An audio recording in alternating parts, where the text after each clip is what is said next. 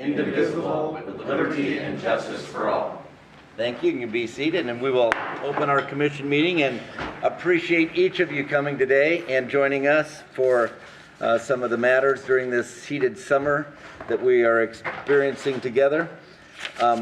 We're going to start our meeting today with two presentations. The first is going to be from Bob Donahue, our Director of Parks, Rec, and Cultural Arts, about connecting our community. And I know I can speak before it even begins for all of us in this room how grateful we are for what this particular department does for the benefit of all citizens.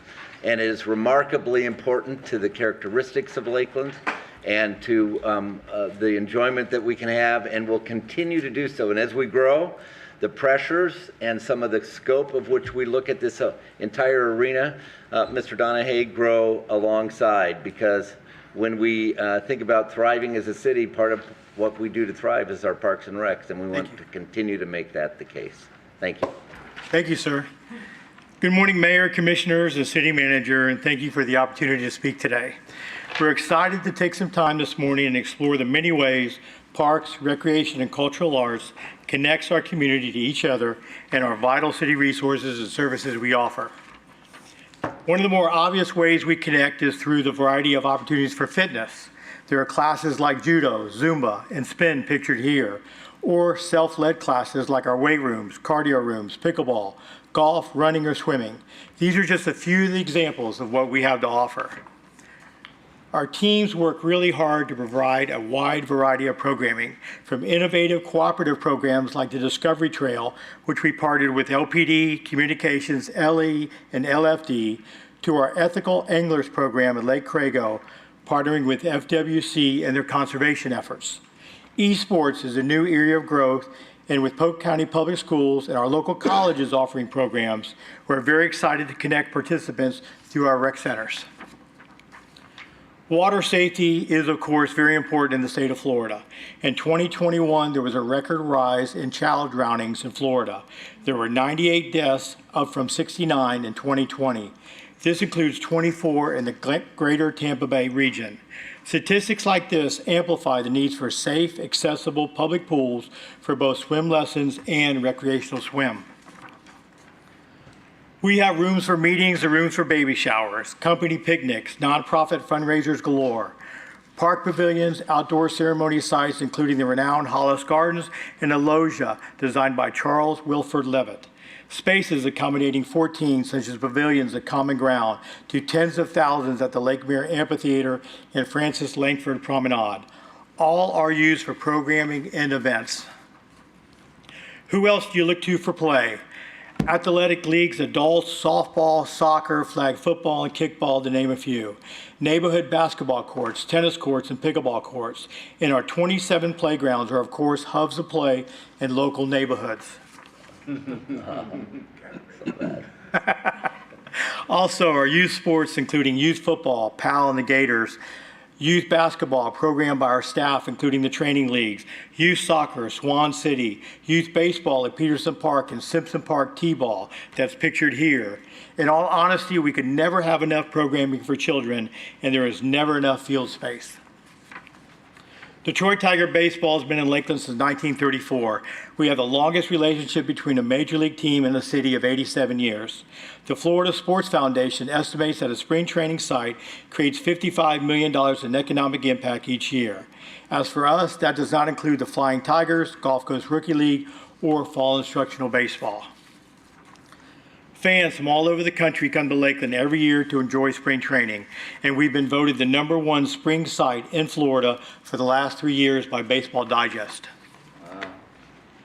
Not everyone is ready to run the Boston Marathon.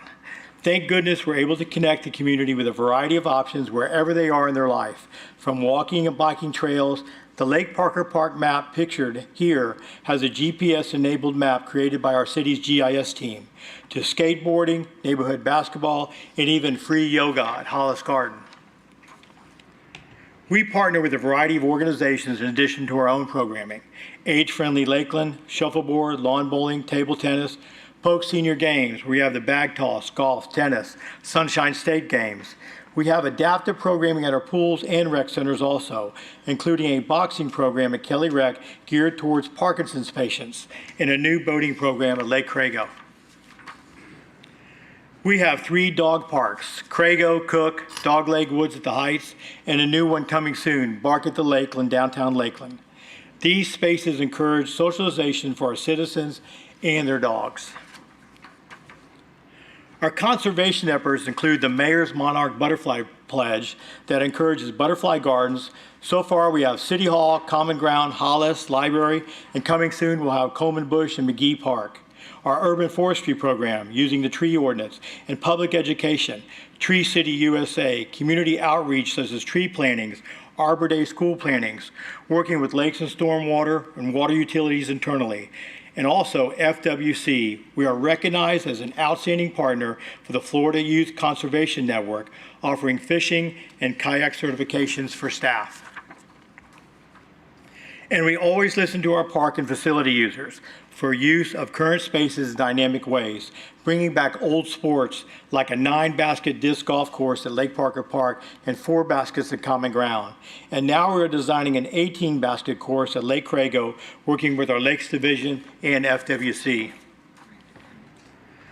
Through horticulture, we're able to beautify Lakeland. We utilize volunteers, which offers public education and saves money. We have Bright Hearts Garden at Simpson Park, where we partnered with Rochelle second graders last year, and Plantopia at Hollis Gardens, which was a huge success. Our City of Lakeland Arboretum with our GPS-enabled maps of trees, flowering trees at Lake Morden and fruit trees at Hollis Gardens, our beautification board, and so many flower beds around town created by Amanda James and our nursery crew. And also, I don't want to forget Bill Cohen over here, 52 years employee right there. Speaking of our nursery, we grow over 40,000 annuals a year. They utilize volunteers to help beautify our city, including corporate groups like Publix, Marriott, Ag American Lending, to name a few. Cleveland Heights Golf Course has been a coveted green space since 1925 and is part of the Florida Historic Golf Trail. This public amenity includes 250 acres that border Big Lake John and Little Lake John. It connects the area park network via 3 Parks Trail, which includes Dog Leg Woods, Peterson Park, Wood Lake Park, and Publix Charities Park. The Heights hosts more than 35 golf tournaments, including the 4-ball tournament pictured here. Over $300,000 is raised each year through charity golf tournaments hosted at the Heights. We also have been home to the high school county, district, and regional tournaments. Also, the Polk County Middle School Golf Tournament happens annually and is actually sponsored by the 4-ball committee. We are currently enjoying a 5-year partnership with 1916 Irish Pub and Second Place Catering. We're excited to have a partner helping facilitate accessible food and beverage options for their tournaments and neighbors that drop by. Pictured here is the WNN Christmas party, the Shamrock Shootout on St. Patty's, and a wedding ceremony overlooking those outstanding greens. We also have partnerships with Black & Brew at the main library and Garden Bistro at the Magnolia Building. English Creek will be a fantastic addition one day. Much needed park space for our residents of Southwest Lakeland with 101 acres with 2 ponds. Future neighbors are already asking our team about getting gates into their neighborhood abutting the park. The new Kelly Branch Library at Kelly Recreation Complex will eventually take the place of the E-Library located at Lake Miriam Shopping Center on South Florida. Another example of dynamic thinking and our team connecting with each other to solve a problem. With water utilities, we continue to work with the state on 7 Wetlands Education Center. At 1,640 acres, 7 Wetlands has a statewide impact improving Florida's water quality and is a model for what is possible in conservation and ingenuity. The effort to plan and prepare a space that will showcase Lakeland's history has been an ongoing effort.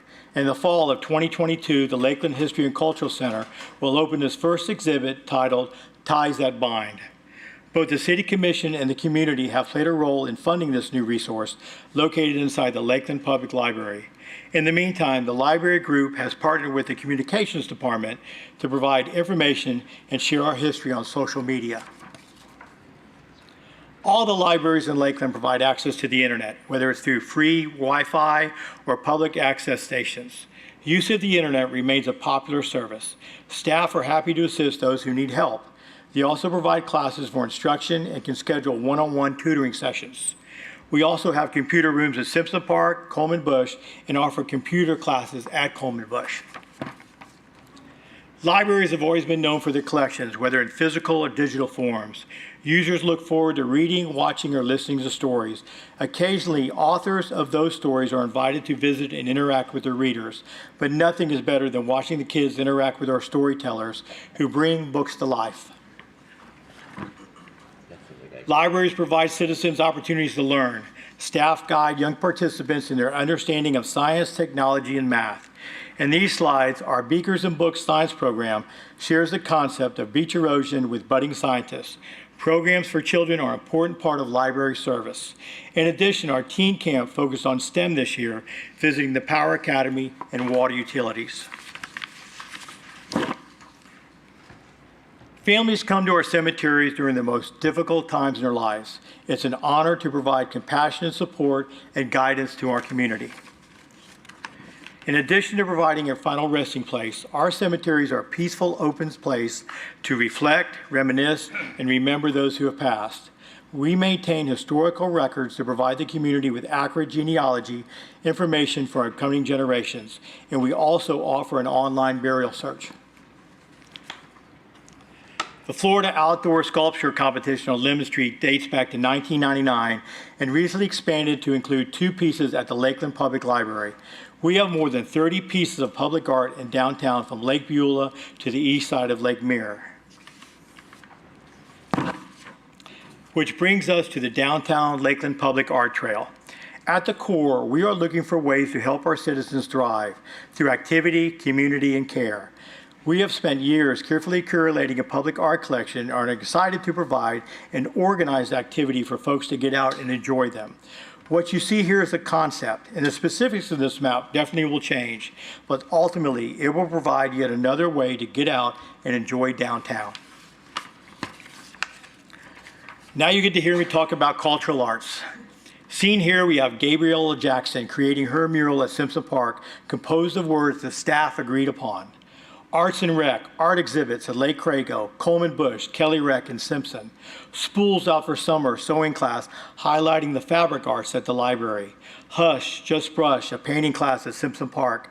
Beauty and the Beast, Lakeland Community Theater at our Lake Mirror Theater. Also, we have the Lakeland Concert Band, fine art at the Magnolia Building, writing classes and performing arts such as acting, modeling, dance, kids classes and ballroom dance, salsa, and belly dancing.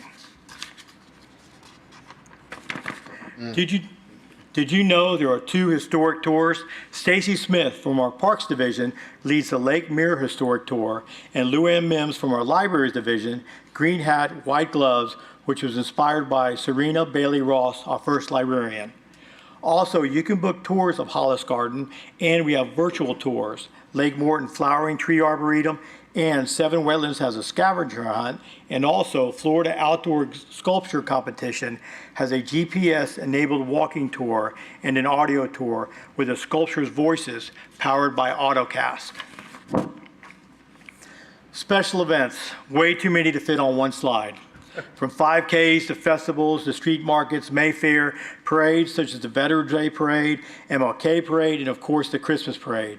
And the boat races of Lake Hollingsworth, such as the Orange Cup Regatta that has been held for over 70 years and is a multi-day event. And lastly, we don't want to forget our iconic swans. 70-plus swans, fed 7 days a week, consume over 45,000 pounds of swan food a year. And we offer a swan activity book, which you all have in front of you right now, that we give to children. Swan Roundup, Swan Talks to schools and civic groups, and we just celebrated 75 years of swans in Lakeland. Again, I want to thank you all so much. It's an honor to serve you in our Lakeland residence. I would like to introduce our division heads. Cemeteries is Kathy Marino. You can stand, Kathy, it's all right. We'd like to see you up, that's great. Recreation is Mike Moratz. Parks in the back is Rich Sloan. Golf course is Brock Whitmire, along with our golf pro, Paul Whiteman. Our libraries division is Lisa Lilliquist, along with Luann Mims, who's key in our Lakeland History Historical Center, and also Deputy Director Pam Page. Whatever. If you've been to our parks in the last 20 plus years, whatever, you need to thank Pam. She's the best. And also, I want to take a special thank you for Beth Shearling for helping me with this presentation and making me look a lot better than I actually am. Thank you all so very much.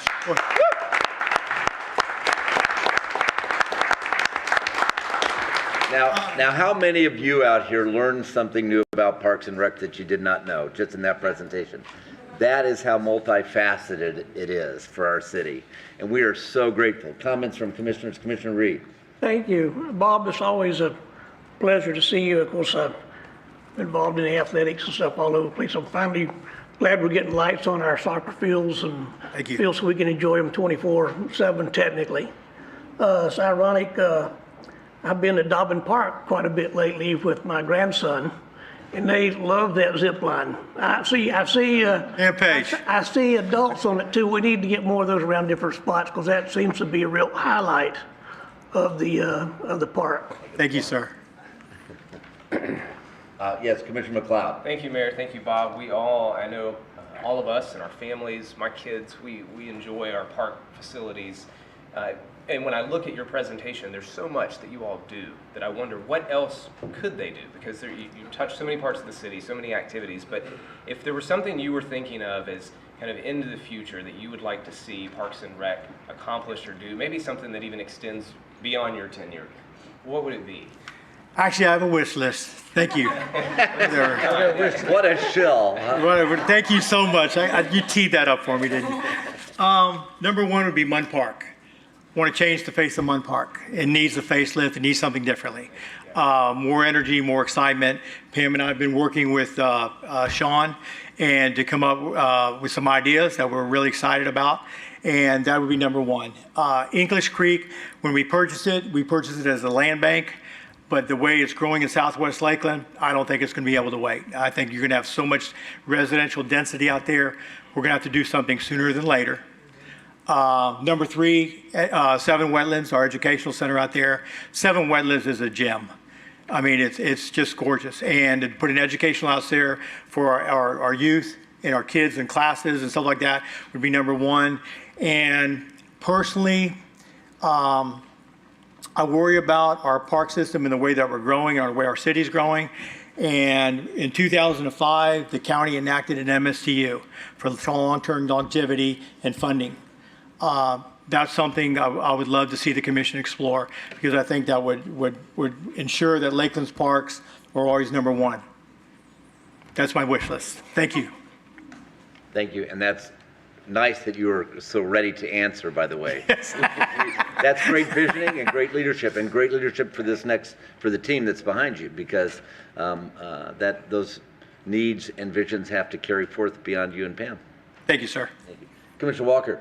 Thank you, Mr. Mayor, and thank you, Mr. Donahue, and to, of course, Ms. Pam Page and the staff and all, for what you do and how you've done for many years. Just keeping Lakeland, a place where even non-Lakelanders come to enjoy what amenities we have in our parks and our recreation and cultural arts department, as we call it. Now, I've just got a question about East Lakeland. The old area there, Interlochen Parkway there, and where that little, I call it a little parklet kind of situation is. Has any thought been given to how we can just upgrade that in some respect? I don't know, not for park itself, but maybe some other additional feature on that, I call Lake Bonnie area, going East Main area out that way. The big open area. Interlochen, are you talking about? Interlochen, yeah. Yeah, that's right by Gary Road, right? Yes. Yes. Right. We added a playground there a few years ago, more towards the Main Street side. The other side of it mainly is just a green space that we take care of for the neighborhood to enjoy. By adding the playground, we gave the neighborhood a place to congregate, a place to go and play, a place for kids to go. Yes. The green space remains open because the last time we met with that group, they enjoyed the green space, having that open. It is just an open green space, which they do enjoy, and we take really good care of. So the playground was their number one, and we met that need with them. Okay. Yes, sir. Thank you. All right, thank you. Any other comments? Commissioner Madden. Thank you, Mayor. So besides effusive praise, for all of the wonderful things that you all do, and everyone in your team is so creative and so nimble to add things like pickleball lights, during COVID when everyone was, all of a sudden wanting to play pickleball. I just love that y'all are just equal to the task. I do have a question. I did notice with the communications department, they were doing the survey. It was like a citizen survey on what recreational facilities that you use.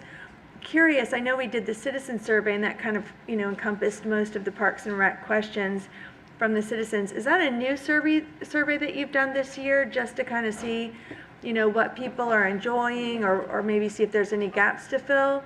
And just, it seemed like it was new for me, not a part of the big citizen survey. We do those periodically. We do through neighborhood meetings, and we also do surveys. We try to do a broad brush approach. We're always looking for that group of people that have a need and we're trying to get them to come forward and speak, whether it ends up being on the computer that we get an email or in a community meeting or that we host. We're always looking for new ideas. Pickleball a couple years ago when Pam introduced that idea, I was like, what?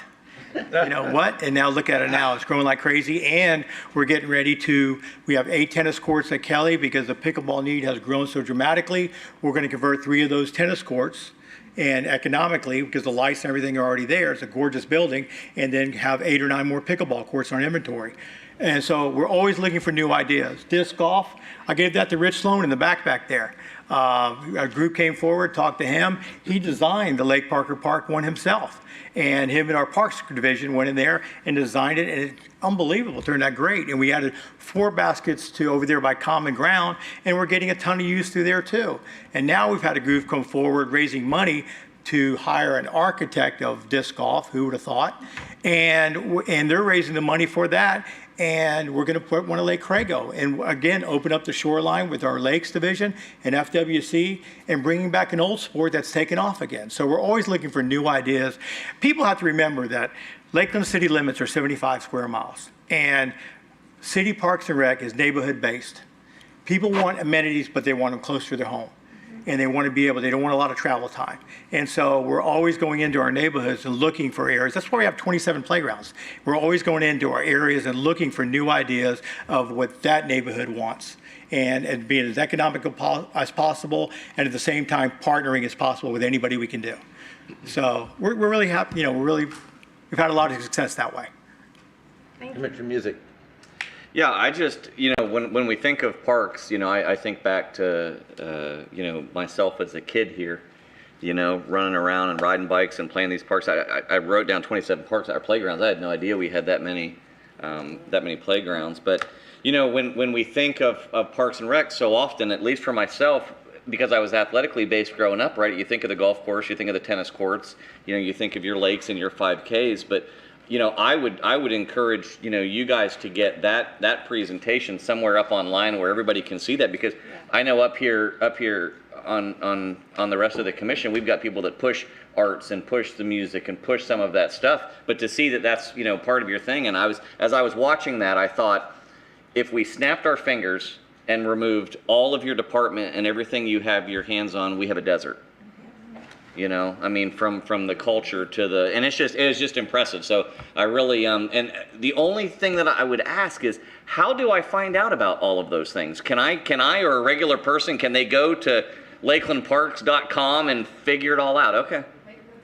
Okay. Because I'm sitting here thinking, because there's so many things that we love that we just miss and don't have time for. But I commend you all. Before the meeting, I was telling them that my daughter is a lifeguard this summer, and I had to take her to work, and she got there at 4:30 this morning because she opened. But one of her most favorite things that she does is she teaches swim lessons.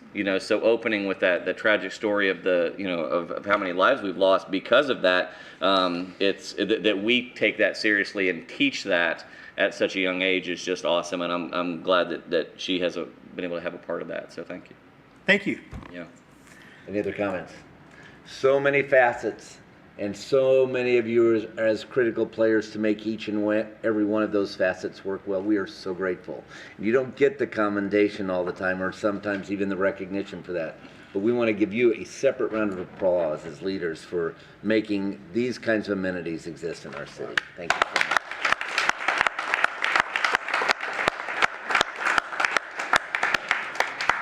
As we look forward to the future parks that we have coming, we have Bill Cohen, one of your representatives, coming forward now to represent the beautification of both a commercial and a retail property.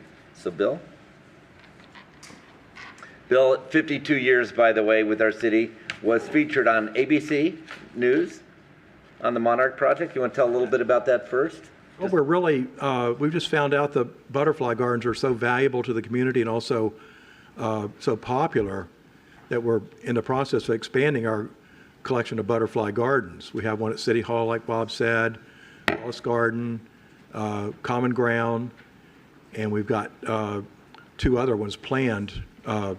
We've already started the new one at Coleman Bush, and we're going to start the new one at the new park, McGee Park, soon. So it's been a real hit to the public, and the children as well as the adults really seem to like the butterfly gardens, and they're, of course, all the monarch issues everybody knows about. We're trying to help increase the amount of monarchs in our community too. So it's really, I really enjoy the project. So well, we thank you for your leadership in them, sir. Okay, well, thank you. All right. Okay, I guess we'll start our awards this morning.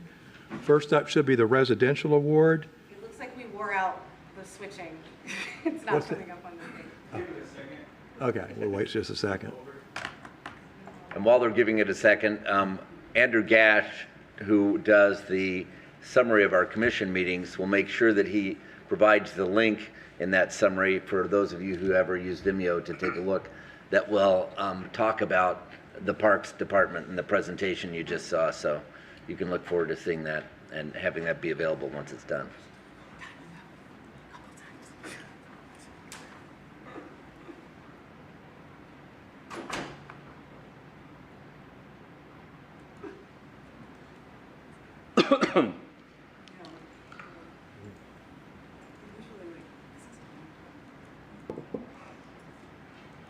And the conclusion is?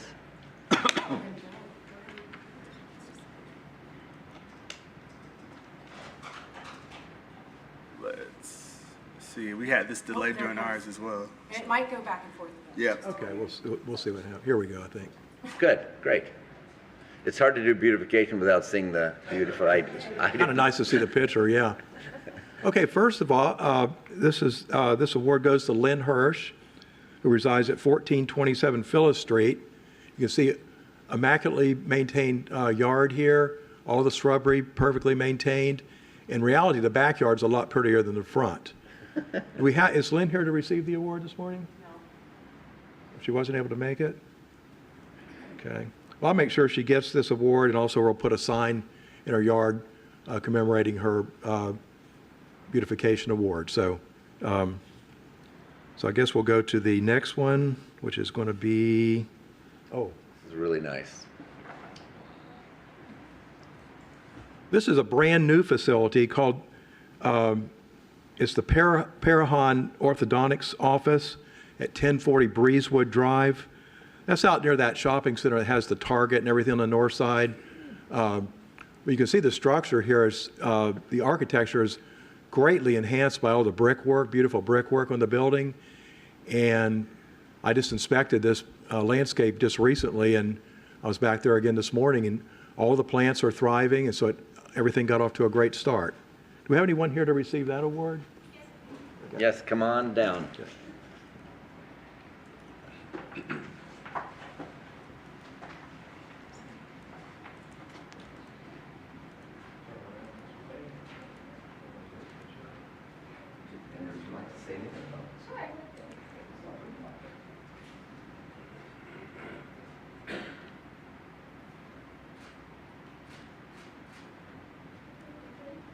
All right, love to have you make some comments. Oh, sure.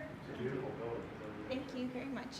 My name is Amanda Perahone. My husband is Dr. Jorge Perahone. He's an orthodontist in North Lakeland.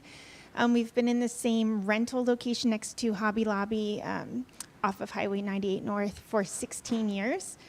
So for 16 years, we've been saving and planning to build our own facility.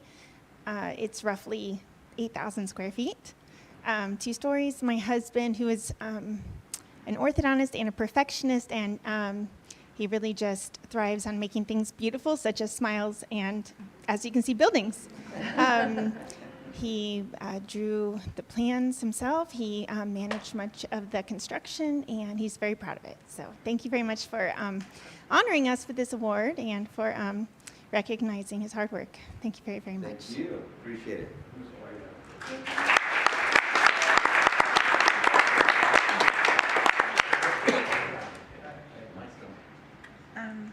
Yeah, Achievement Academy. Achievement Academy.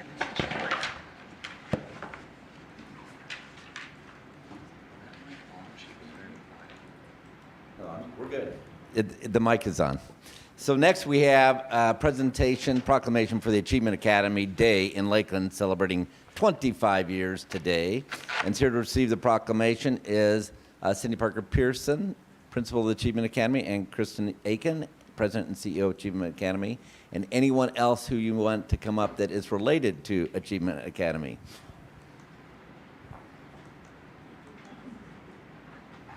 Anyone on the team, anyone that has an interest, okay.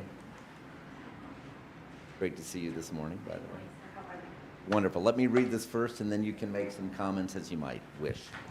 Whereas Achievement Academy has served Lakeland since 1955, including my own children, when parents saw a void in therapy services for children and founded United Cerebral Palsy, which then changed its name to the Child Development Center, and then ultimately became the Achievement Academy in 2004. And whereas it serves the community through 2 distinct programs, the Birth to 3 Early Intervention Program and the fully accredited ESE for Exceptional Student Education Charter Pre-Kindergarten. Between these 2 programs, the Achievement Academy serves more than 300 infants and children in Polk County every year.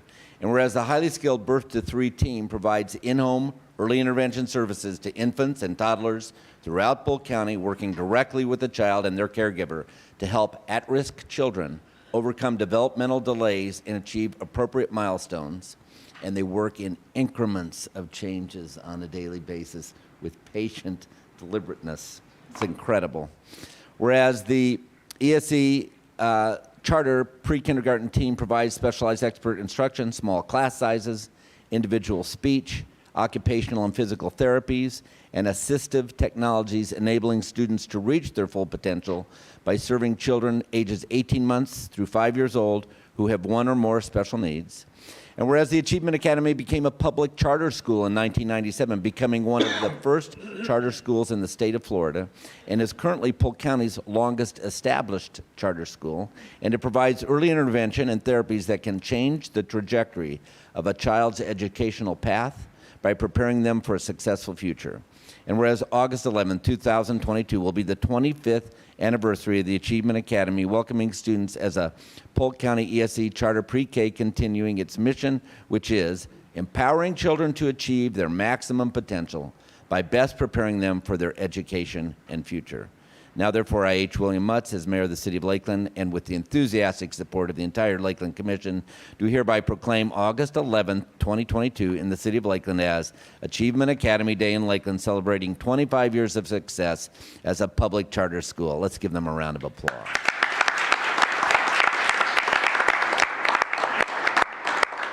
Thank you, Mr. Mayor. We really are incredibly honored and proud of the work that we get to do every day on behalf of the citizens of Polk County. Our charter schools are in Lakeland, Bartow, and Winter Haven. We serve 157 children annually through the charter school program. And standing up here, these are members of the founding charter who are still employees of Achievement Academy today, working to really change those children's lives and make a difference.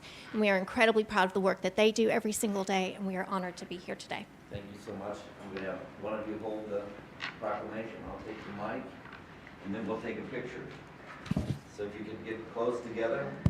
Come on, guys. Thank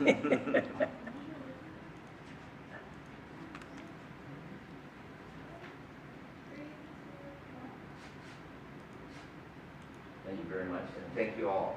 Thanks for all you do. Thanks so much. Appreciate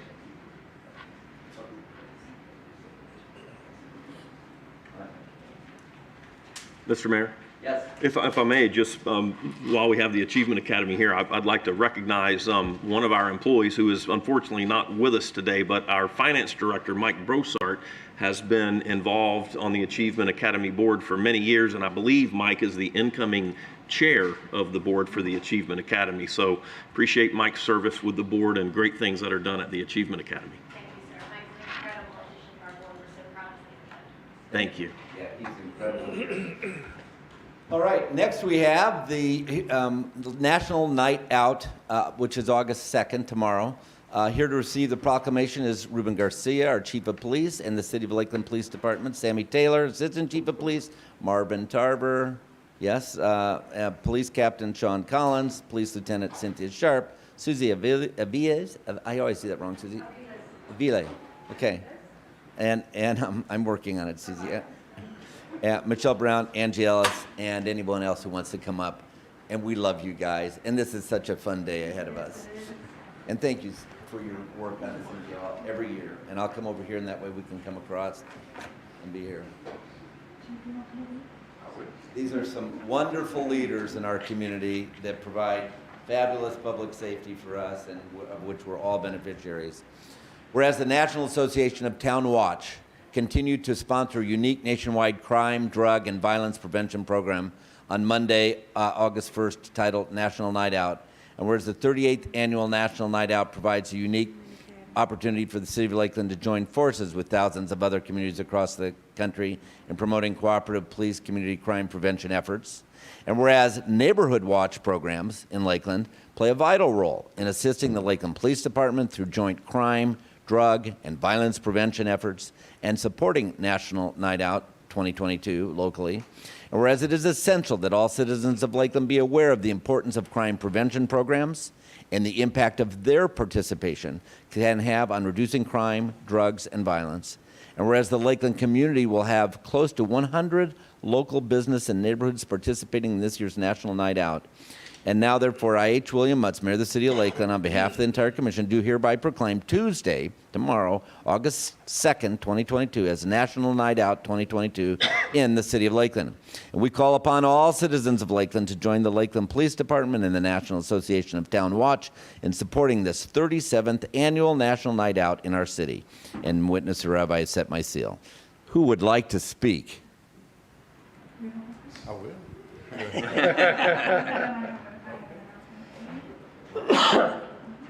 All right, I'll be the warm-up band for Cindy. Hey, this is absolutely a great opportunity for you to get to come out and see your neighbors, see your police department, your fire department. A lot of the other city departments will be out. So we look forward to this every year. It's an opportunity for us to put down some of the stuff we normally do. Not that we won't keep the city safe while it's going on, but it's an opportunity for the guys and gals to get to come out and engage more so than they get to do throughout the year. Do a little bit more of what Cindy and her crew gets to do every day, and that's keep that liaison between the neighborhoods and the police department. So we're certainly looking forward to it, and Ms. Sharp will tell you a little more about it. Thank you, thank you. Thank you, Mr. Mayor, and thank you, Chief. National Night Out, Lakeland does it a little bit differently than the rest of the nation does. We do it Lakeland Day and Night Out. So we typically start around 8 o'clock in the morning. We get served breakfast at several locations. And then we go throughout the day. We have a lot of ice cream, hot dogs, pizzas, a lot of different fun. And then we end up about 9:30 at night. So it's a very long day, but we enjoy it. And we encourage you to come out and celebrate with us. Also, we have something that we would like to give our mayor and our commission. And we want to thank you, and we want to invite you all. So the ladies are going to pass out some little gifts for you. One is a hand sanitizer, because we know you're going to shake a lot of hands tomorrow. So we want to make sure you have a little bit of hand sanitizer on you. Also, Florida is known for being really hot.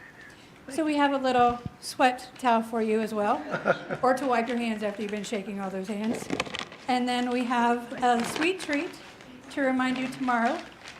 It's all about having fun, and we want you to have a sweet day. So we're also giving you folders. Some of our neighborhoods have created some really nice folders, so if you get the opportunity, be sure to stop by those neighborhoods as well. So thank you all very much for supporting us, and hopefully we'll see you out tomorrow. Thank you very, very much. Take a picture.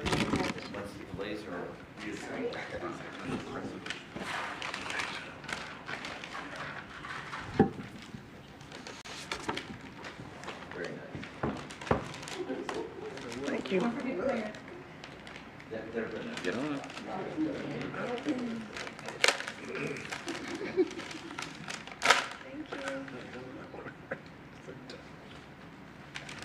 Thanks for all your work on these.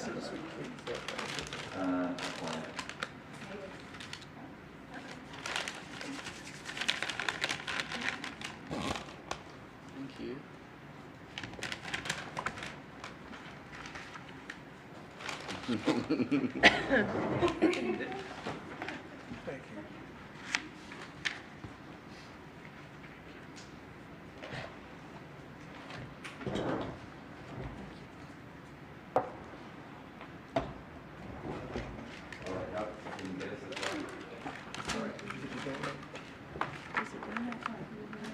All right. It's all part of the program.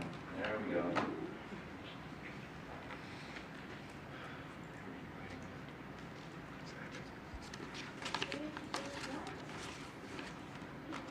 Thank you all very, very much. Appreciate it.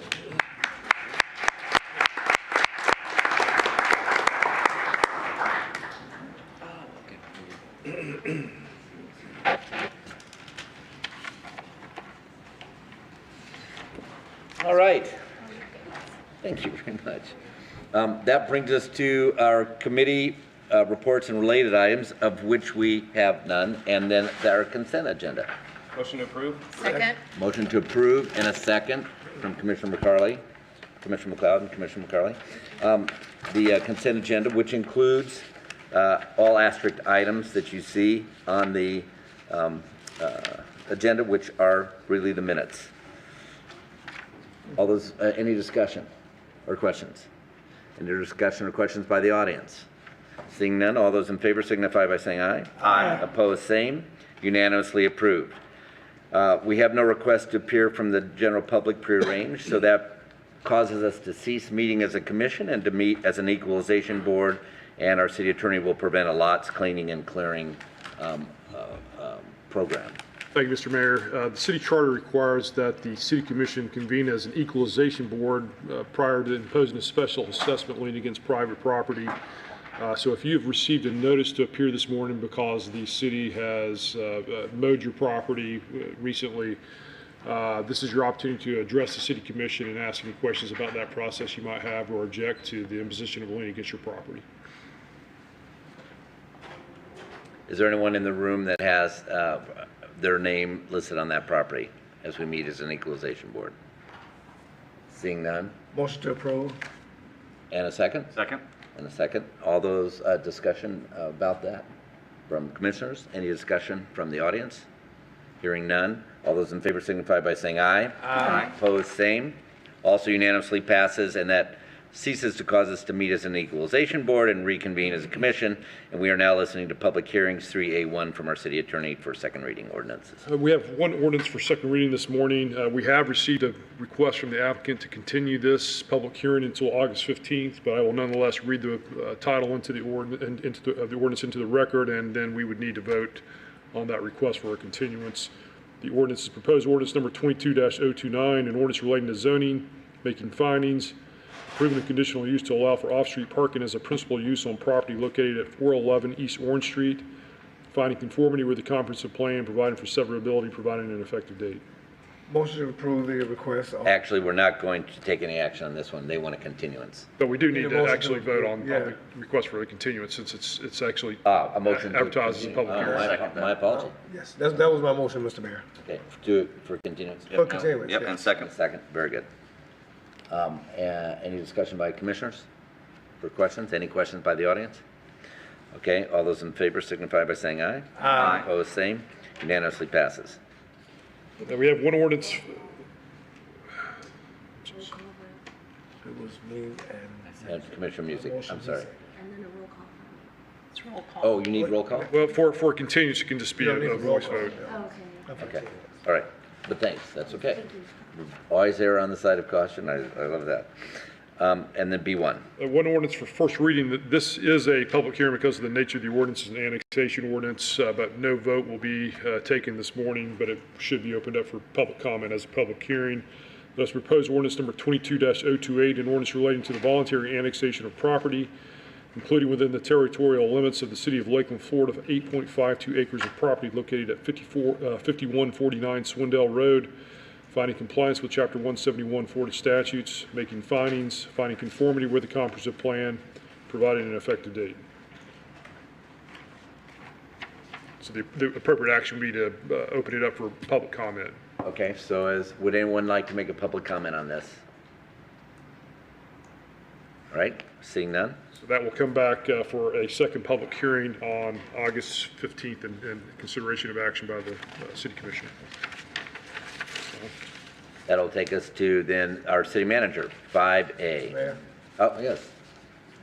Commissioner Madden. Thank you, Mayor. So we did not have agenda study on Friday, and I know this is first reading, but I wondered if staff had anything prepared just to kind of show it to us, so over the next couple of weeks we, can be thinking about it a little bit better with having Yes, I more forgot information. to bring that up, and we do have a couple of related ordinances for first reading later on, if you want to take them all together then, or hear it now. That'd be good, yeah.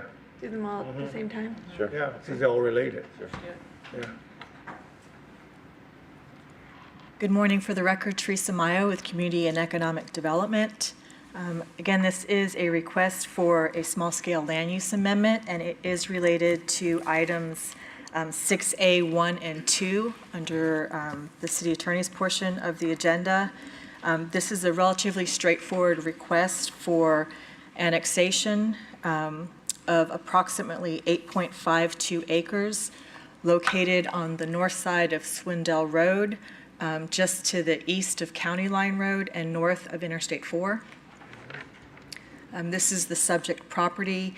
It's adjacent to the Welldine facility on the west side. And to the east is Alderman Road. The site consists of 3 parcels. There are 2 vacant homes on the subject site. This is looking north into the site showing those 2 homes. And the request with the future land use would change it from a county designation of residential low to a city designation of business park, and then standard I-2 industrial medium zoning. And the intent is to construct a 100,000 square foot warehouse distribution facility on the site. This is looking south. This is looking also to the south, east towards Alderman Road, to the north where there is a pretty substantial floodplain area, and that is to the west showing the Welldine facility. Okay. Commissioner Madden. Thank you, Mayor. So Teresa, also, I noted in the pictures the large trees. Do you feel like most of the trees are around the perimeter and would be preserved in this project? That would be the hope and the intent, especially with our tree preservation standards. So for any trees that are not retained on site, they would have to mitigate for the removal of those trees. Because this was former pasture land, most of those trees are on the perimeter. So again, depending on how they grade the site, there could be some tree loss, but they would have to go through the standard site plan review process with the development review team and show how they would mitigate for any loss of those trees. They're also potentially going to impact the floodplain, so they will need to mitigate, and depending on how that gets structured and configured on the site, that may impact the trees as well. Other comments or questions? Yes, Commissioner Reed. Thank you. Teresa, the I-2 zoning, is that consistent with what's currently, it'd be on the north side, but it's not consistent with what's on the south side? Is that a fair statement? On the south side of Swindell, there's also business park future land use. So arguably, the I-2 definitely now with the business park will be abutting residential future land use within the county, and that's to the north. But this area is rapidly changing. I mean, this site is within a half mile of the interchange.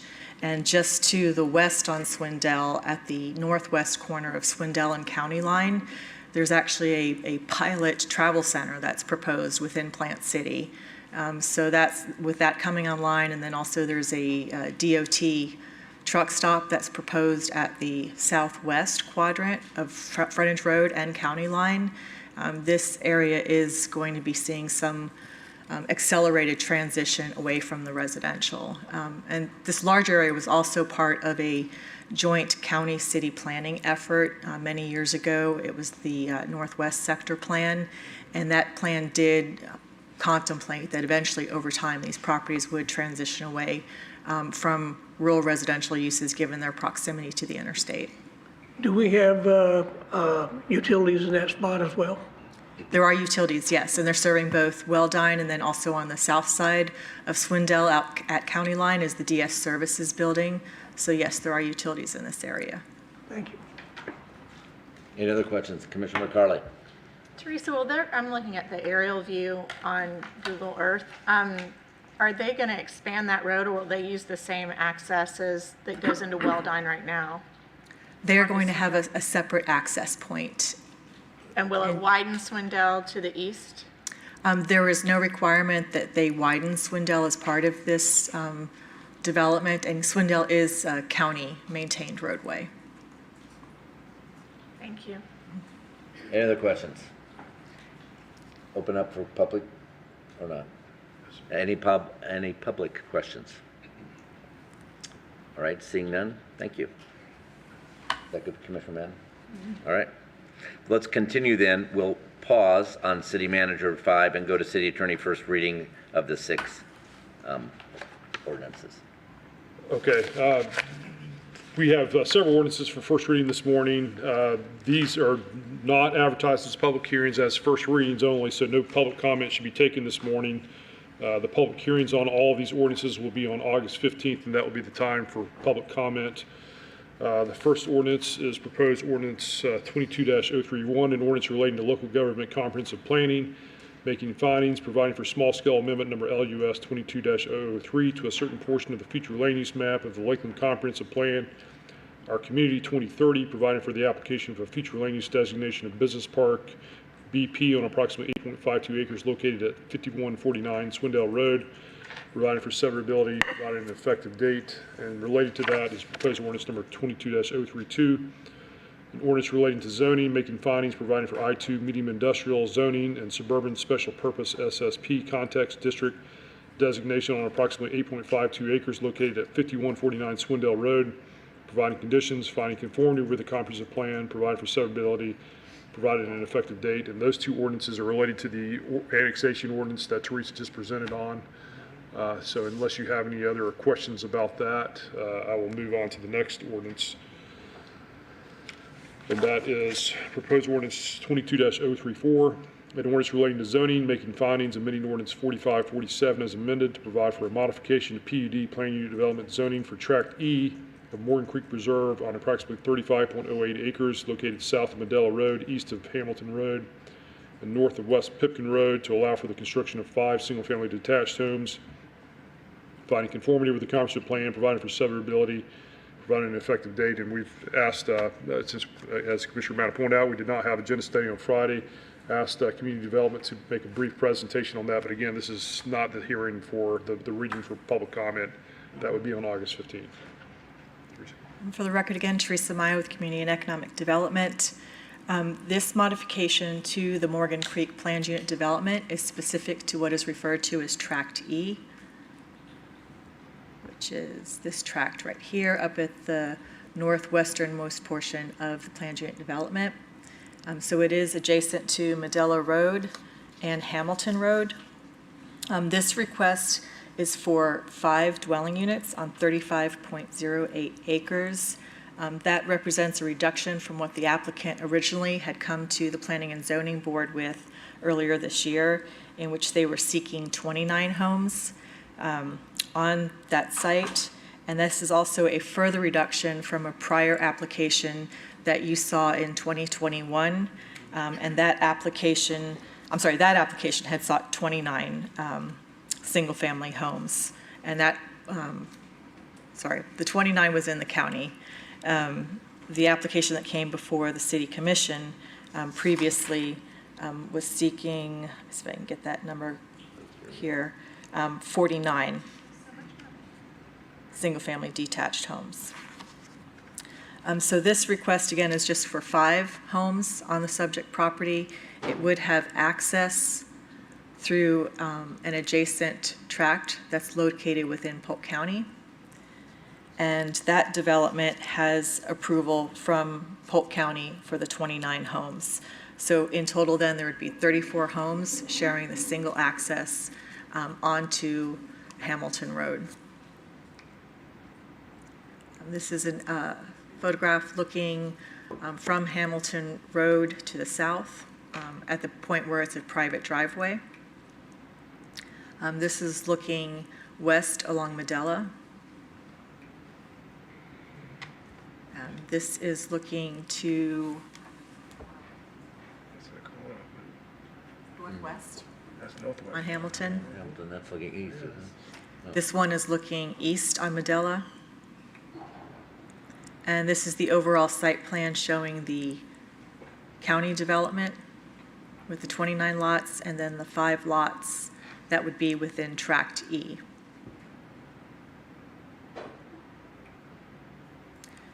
And then there are a number of conditions of approval that are being recommended.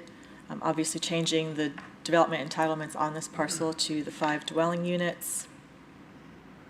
Striking through a prior condition that contemplated development on this parcel, subject to the PUD modification. So now with a specific lot count being designated, that condition is no longer needed.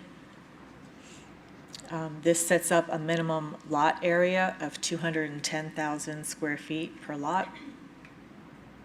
And then there are associated development standards with these lots. A requirement for open space, and condition dealing with utilities. One of the concerns and comments that were heard at the Planning and Zoning Board hearing was whether or not these lots would be connected to central city water and sewer. And so actually, because of the lot size, they can connect to septic tanks. And there's no requirement that they do connect to our central wastewater system. So this just makes that very clear, that due to the lot count and the proximity, they may connect, but it's not a requirement that they connect.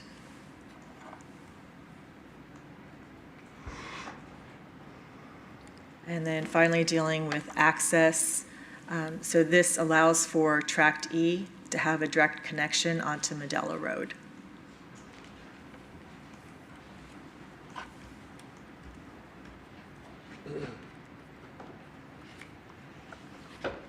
Mr. Mayor. Commissioner Walker. In our last discussions regarding that particular track, Ms. Mayo, Hamilton Road and Medela Road, and we had concerns about drainage issues and the narrow road and traffic flow. I thought when we had the last discussion some months back, there was going to be some conversation between both us as a city and the county to discuss that road and the narrowness of it. And many of us have driven, if you go from north to south on Hamilton and get to that point where you have to make your left turn, you almost have to get in the middle of the road before you make your left turn, and traffic coming from the west to the east can cause a big challenge there. So right at that point, so has there been any discussion about these homes and the development of homes coming to play here about the traffic flow? I thought there was, Yes, you had those questions, and where are we there with that? Yeah, those concerns remain by the existing residents along Hamilton Road. So particularly the environmental concerns, the stormwater, they still maintain that even with this reduced lot count, yes, that they're still going to have impacts. So, and I misspoke earlier. The original request that came before the City Commission last year was for 56 lots on this Tract E. So from the city perspective, having 5 lots within that area reduced down from the 56, clearly not a traffic impact, but cumulatively with the additional 29 in the county, yes, there will be additional trips coming out onto the road, but both city and county, through our respective approval processes, don't see that as being significant in terms of level of service. But to those who live in the area and are used to a rural lifestyle, certainly they're going to see more cars coming out there. As for stormwater, the subdivision will have to be designed in accordance with Southwest Florida Water Management District standards. And they are accounting for, at least in the city portion, let's see if that's addressed in the conditions here. Not in the conditions, but they have designed or over-designed for the development to make sure that there aren't any off-site impacts, or to give greater assurance to the neighbors, because they're not allowed by law to have any impact greater than what is already existing on site today. And so they are designing above what is the required. But even at that, because I know city, we're only concerned about the 5 particular lots that there's been a part of this particular item for discussion and approval later on, or not approval, however it may go. You don't see a challenge still with the road, Hamilton Road, and that particular diet with the traffic flow as it may be? There's still no concern that exists there? No, because they will have this separate access here at this point, coming out onto Medela. So they're not using Hamilton for access. If the concern was the private portion of Hamilton, which runs over on this edge, right? So the access goes straight up and connects at Medela. And then, of course, they could continue on north on Hamilton, which is improved. Thank you. So I think the concern with the unimproved portion of Hamilton was related to the stormwater. So I think that there's been some flooding issues on that portion of the roadway before. And so the residents wanting to make sure that this wasn't going to have any impact on that. Commissioner Reed and then Commissioner McCullough. Thank you.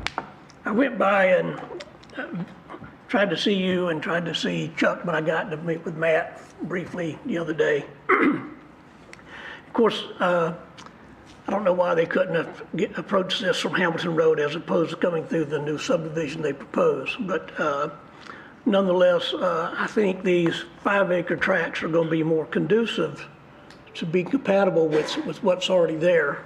You know, the zoning was, we did turn the zoning down. How long ago was that? How often can they come back and want to challenge? March of 21. Okay, so it's been over a year. It was denied. It's been a year, hasn't it? Been over a year, yes. And now, what's the probability, could they come back and make another request to change these 5-acre lots at a later date too? If they did, that would require another PUD modification, and they would have to come back before the Planning and Zoning Board and the City Commission for that. So I guess, unfortunately, will we annex these 28 lots up front? Is that, how will that work? So the 29 lots that are within the county, if they do ultimately connect to city services, they are required to enter into a utility agreement with the city, which gives us the ability to annex at whatever point we determine we want to annex. So it's not a condition for them to develop in the county, but that agreement will be sitting out there and the city can act upon it at such time that it chooses. And these are approximately 10,000 square feet lots, is that what I understand? The county ones? Yes. Yes. And that's the minimum you can have with a septic tank, is that a fair statement as well? That is correct, yes. I know that the soil should perk pretty good there, but I'm not sure. I don't see the designs, I don't know where the retention ponds are, but I believe there's. I wish we could change the road going down one side, but there again, we can't, and I will have to accept just the way we're getting it, unfortunately. But the lots are gonna be nice for what they're asking for, but anyway, you've answered my questions. Yeah, they're doing an in-round run in my opinion, but Any other comments or questions? I'm sorry, Commissioner McCullough, I forgot already. Teresa, where is the intersection to Pipkin from those 5 lots? Down at the bottom? Yes. And are they having to go over the creek or no? No, but there is the ability in the future to have a creek crossing, but this particular portion, this tract, will have access from Medela if approved. This is where it sits. Uh-huh. Here's the creek in here. And the more recent changes that you saw down here for Lake Gibson Gresham Trails, sat down in this area here. So there is the potential to connect if they can make that happen. But that won't be for a while. They'll access through the other 29 homes that are on the, like you Correct. said, That's- parallel to Hamilton. Yes. Onto Medela? Yes. Okay. And I just want to reiterate what Commissioner Reed just asked about the change. If they decided to change and make those smaller lots, that they would have to go back before P&Z and us. That's correct. Okay, thank you. Now I'm done. There would be likely a lot of resistance, by the way, I might point out. Yes. Okay, any other questions? And any comments from the public at all? Anybody And again, would? this is not noticed as a public hearing, so I would So not, recommend that that be reserved for First August reading. 15th. very good. All right, so never mind. No opportunity, just learning and listening. All right, next, your next reading, sir. Next is proposed ordinance number 22-035, an ordinance relating to zoning, making findings, amending ordinance 3596 to provide for a modification to plan unit development PUD zoning to allow C6 office, commercial and residential uses on property located at 300 West Lime Street, providing conditions, finding conformity with the comprehensive plan, provided for severability, providing an effective date. Next. So the subject property is what most people know as the Ledger site at Sykes and Lime. It's approximately 17 acres and contains the existing 3-story building, which has 91,000 square feet, more or less, shown in the center of the site. And then 73,000 square feet of light industrial warehouse, which serves as the printing facilities for the Ledger. This PUD dates back to the 1990s at the time that the Ledger was being expanded, and so it's very specific to those facilities and the building footprint that's shown, and then the parking areas that are shown that exist today. So with this PUD modification, the applicant is seeking more or less all of the uses within the C6 zoning district, and then allowing for the existing uses to continue until such time that they were to be removed from the site. So rather than a detailed PUD site plan, the applicant has provided this generalized plan showing a combination of mixed uses up on the Lime Street frontage. So this would be office, retail, and multifamily. And then over time, back in the center to have this develop or redevelop for office and retail, and again more mixed use in the back. Because this is located within the Regional Activity Center of downtown, it has a very high intensity and density allowability, so probably more than they could ever achieve on this site unless they went really high with building heights. So what they intend to do is buildings of about 5 to 7 stories, and initially have about 175 multifamily dwelling units up on the Lime Street frontage, paired with some retail in that first phase. Oh, and I don't know if it was obvious, but here, north is to the left. Here's Sykes. So the conditions basically establish the development program that's being proposed, again with 175 dwelling units, a floor area to cap the non-residential uses of 5.0, so that's basically you take the 5 and multiply it over the size of the property, and again, that's a lot of development that potentially could happen on the site, but There is a limitation on the building heights here, and that is being limited to 75 feet. There's going to be development standards that are recommended, setbacks from the various roadways. Development standards would just be in accordance with the Land Development Code. There are specific standards for downtown to create a more urban form with minimum setbacks so that you have the buildings closer to the street. This condition down here at the bottom, E, talks about the existing facilities and then goes on to say that once those were to cease to operate, they would become legal non-conforming uses. So that, once redevelopment occurs on site, they would become legal non-conforming uses, and then if ever removed, they could not be reestablished. Number of transportation and concurrency conditions.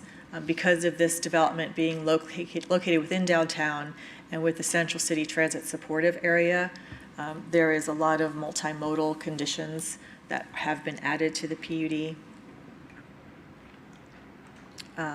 Also allowing for a pedestrian pathway to be built through the site, and then there is a potential connection to the proposed West Llc Hunter Trail along Sykes, and that would come through the site and then connect back up to Lime Street. And bicycle parking standards, pretty standard with the Land Development Code.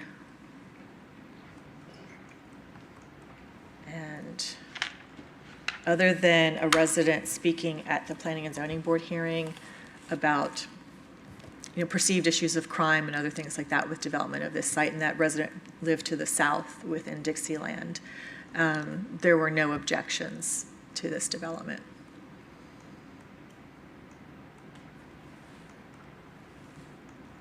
Excellent. Commissioner Madden.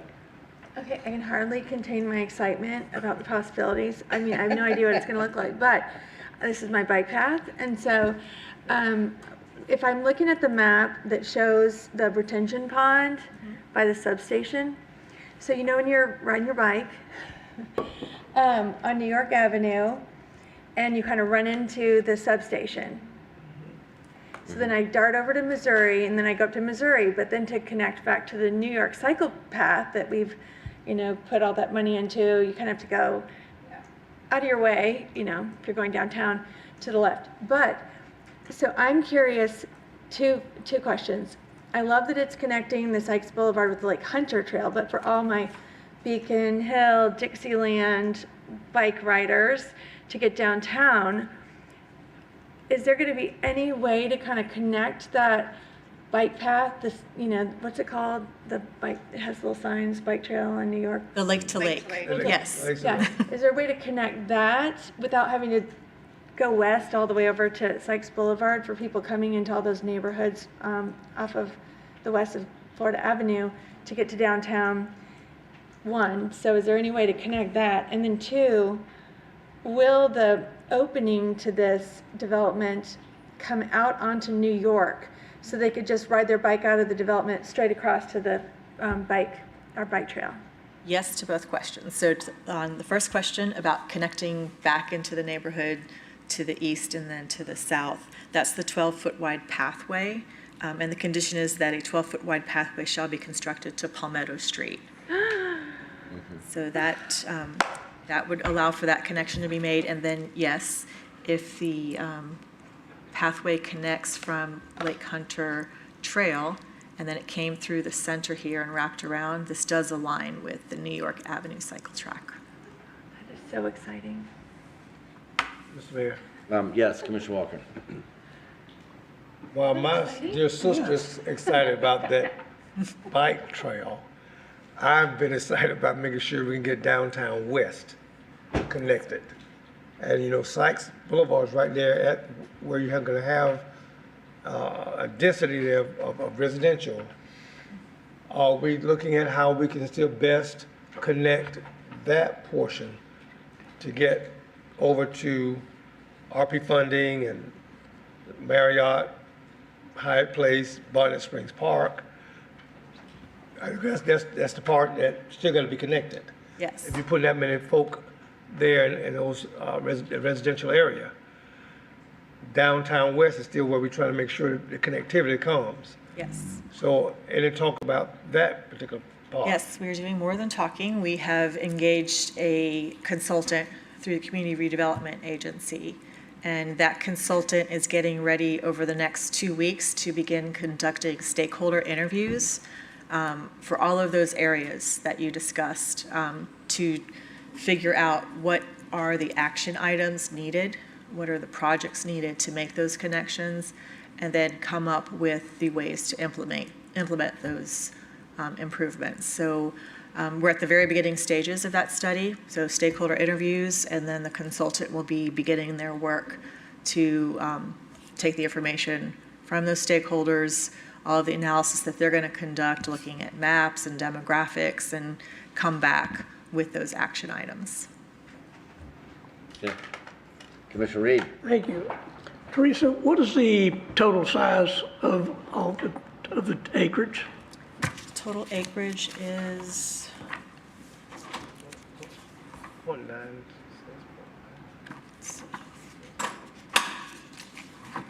this is where you need Chuck, because he would have just had that number off the top of his head, 17.11 acres. Thank you. I'm looking here, I don't know what section it is, but it's maximum density for residential development, 175 DU acre. What is, I'm not familiar with that terminology. Dwelling units. So DU is dwelling units, so Oh, so it's 175 units per acre. Yes. We could put 1,000 units on that site if they wanted to, go as long as they got up to 75 feet in height. If they wouldn't be able to achieve that within the 75 feet, but yes, theoretically, that's the maximum that's allowed within all of downtown, within the Regional Activity Center. Okay. Commissioner Madden. So just for context, how tall, like, is the tallest building downtown? I should know this. 120. I'm going to say it's Mid-Florida is the tallest. It's one. Any ideas? I think it's 120. It got to be Mid-Florida, yeah. It's below the 120 because that was the maximum that we set the last time we amended the C6 standards, but it's probably pretty close to that. Yes. So this one does not get to the 120 because, why? That's what they have come to us with their development program. So they did show some initial conceptual plans showing structured parking and then 5 to 7 story buildings. Okay. So they're not precluded from going to 120. They just are probably not going to go to 120. They would be precluded because the condition states a maximum height of 75 feet. And the developer and their consultant were okay with that condition. They didn't push back at it because that's what they are looking at as concept plans at this point. Because it's expensive to go higher. Right, but if they got into their planning, could they get a variance to go higher if they needed to? They could go up to 10% to go higher. Anything more than 10%, then they would have to come back through the process to modify the PUD. You know, you just think about optimal places where people would prefer density versus where they would not prefer density. This seems to be perfect for as high as they'd like to go, but. Well, and that it's in a dip as well, so that even Yeah. that height. So that's just open as a comment. Yeah, we can confirm that with them, that, Sure. that they're certain that that's all they need at this point. And I'm going to ask this question because I think I may have missed it.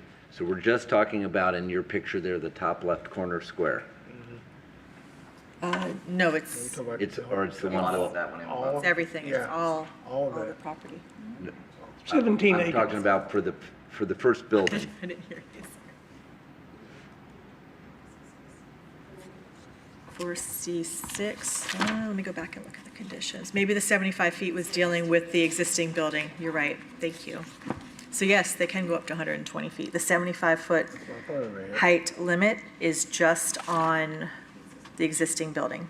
Yeah. I missed it, what did you say? 75 height is only on the existing existing building, so they could go to 120 on the new builds. Okay.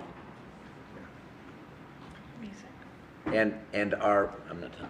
Oh, sorry. So I'm just struggling a little. So we're talking about there's 2 buildings that they would do initially for residences?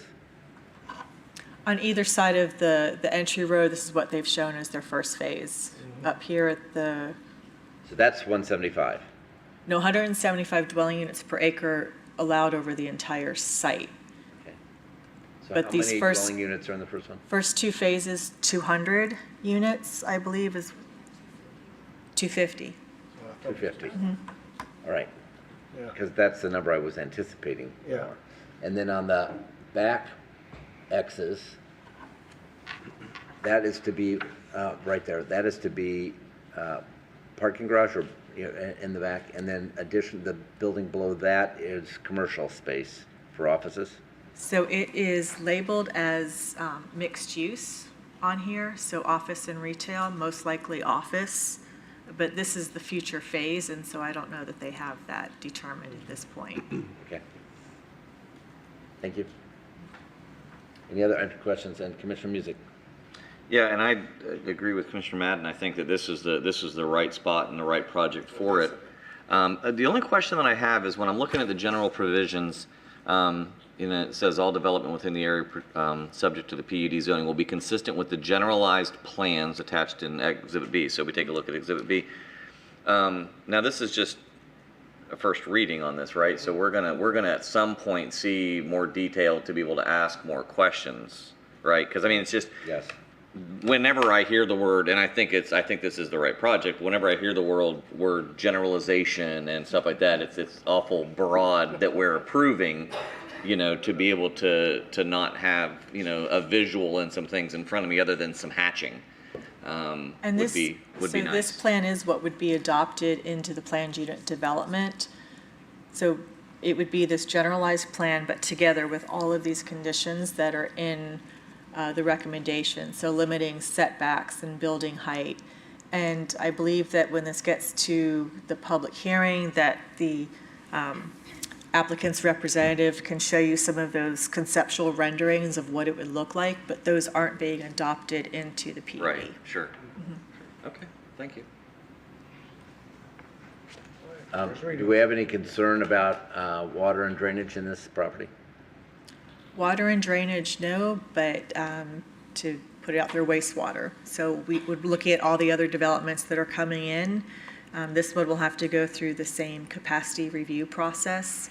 And depending on where it is relative to those other developments in terms of timing, and then also what other infrastructure improvements could be made to support the development, that is something that will have to be looked at with this project. And on initial planning, and this is going forward a little beyond the scope of this discussion, I understand we had talked about there's first floor retail in this and kind of a commons area in some of the scope and design that they looked at. Would that then take a bike entry off of Olive, kind of across from Olive into, if you were going to have bikes get into that area, presumably there might be some coffee shops or something in that as a So commons? I'm not sure I understand. So if that retail was to occur, would it take the connection from where?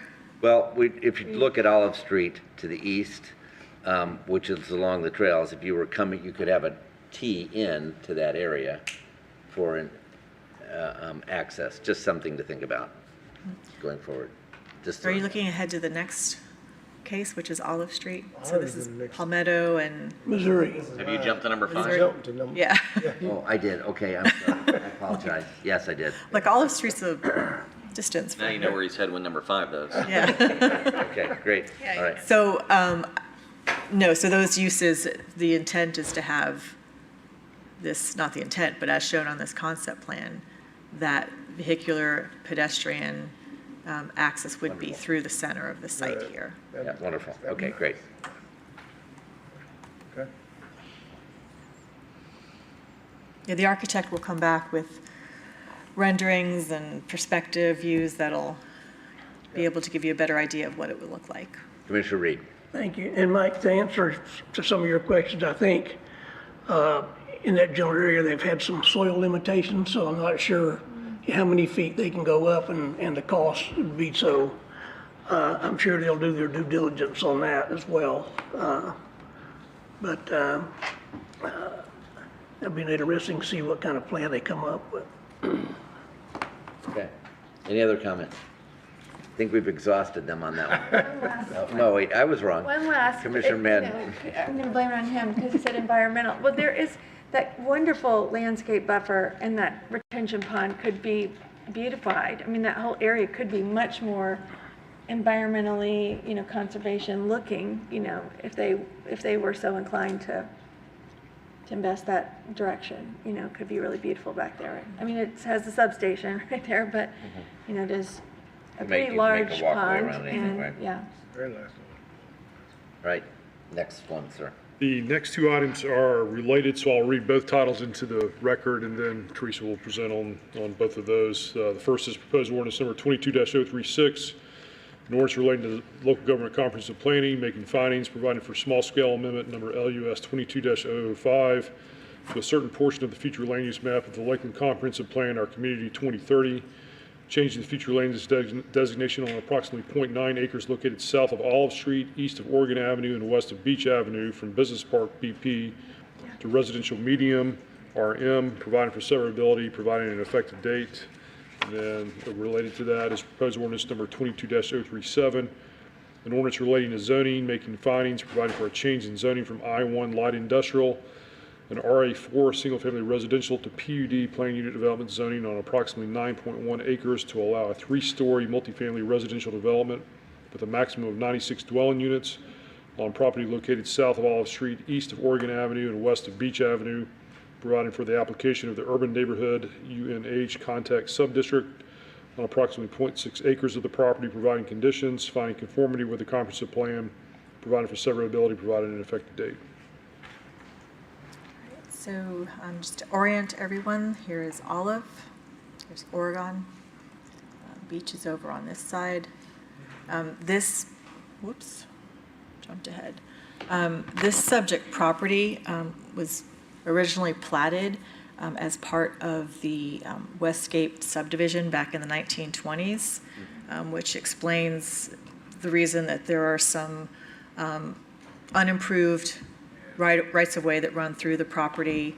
There are several easements that run through it with some utilities.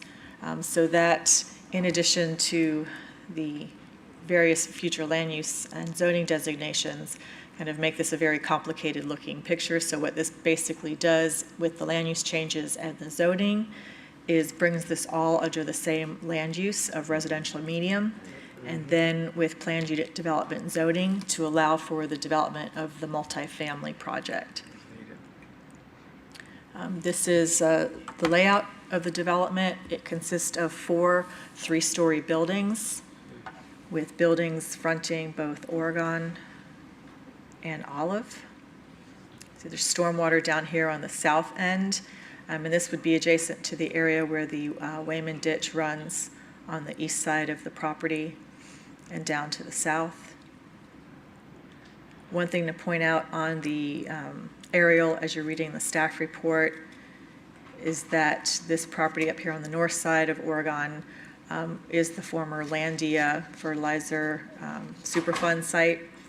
So that had come up in some of the neighborhood meetings that were held, and also staff had been aware of this previously, so there were concerns about whether or not there was any contamination on this site. There has been a phase 1 environmental site assessment done, and there's no contamination on the site that would preclude it from being developed for the intended use. Back to the site plan.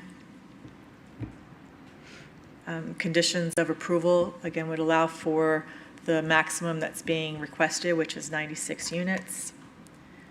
Of note in the conditions is the need to provide for an easement that would connect down with the Westgate Central Trail. So we can get to that portion here. There it was.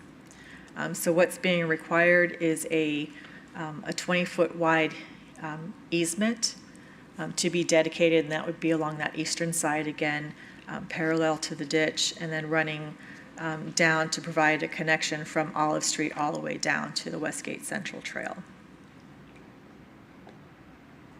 And again, pretty typical conditions dealing with bicycle facilities and ADA accommodations. One of the comments that I recall happening at the Planning and Zoning Board hearing, and also from neighbors in a neighborhood meeting that was held by the applicant, were safety concerns over children being able to access the pool amenities. So in addition to there being a perimeter buffer on the site, fence and landscaping, there will be a fence surrounding that pool as well. And then also the fence should provide some added protection from the ditch, which I think there were concerns about, you know, children from the apartment being able to get into that area. Mr. Mayor.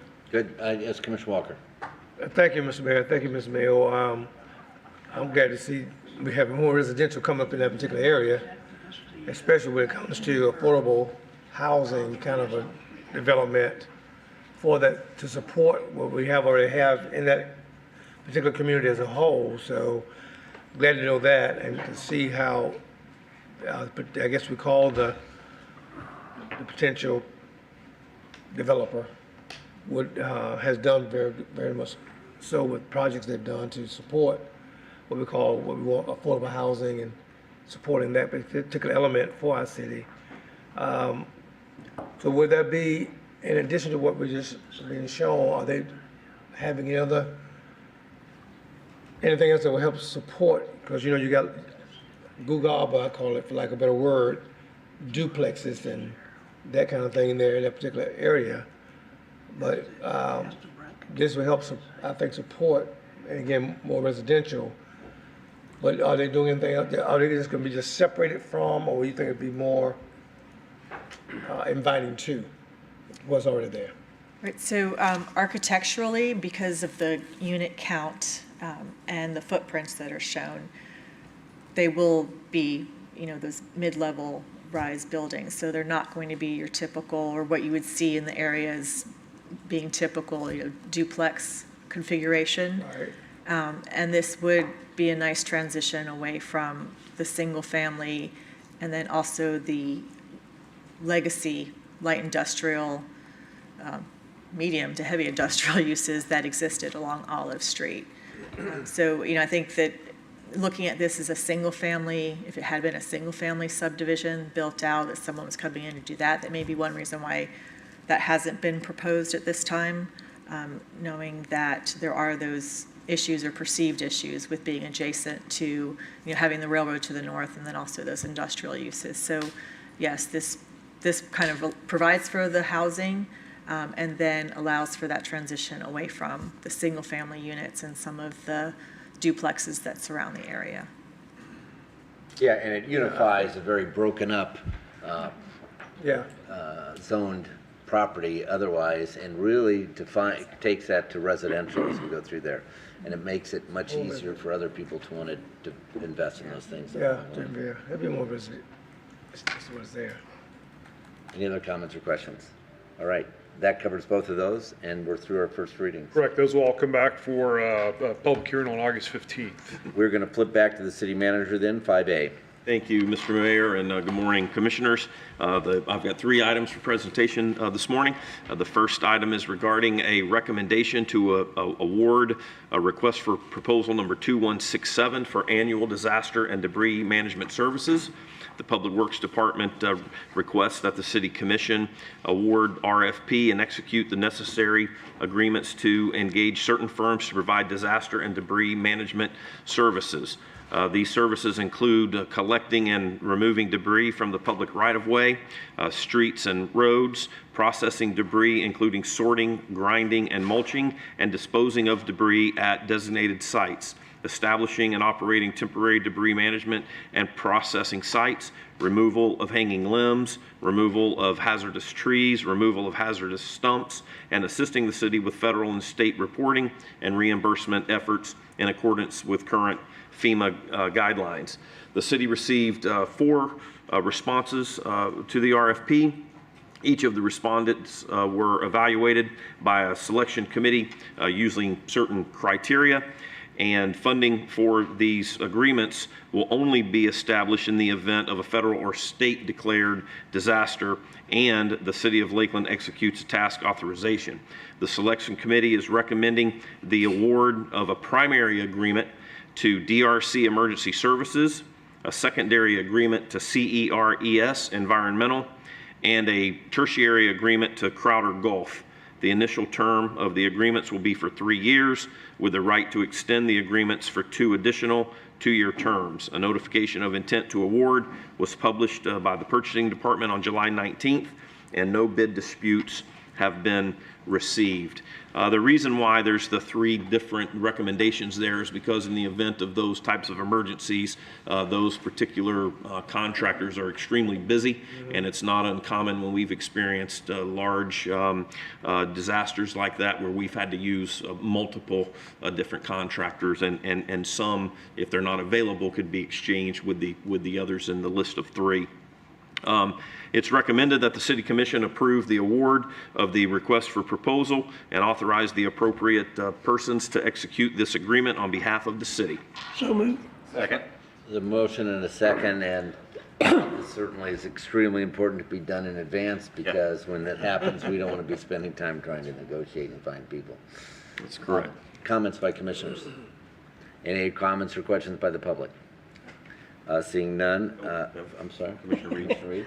I presume they have a per hour arrangement or some kind of something that, of a fee schedule per se? I'll ask Gene Ginn to answer that question.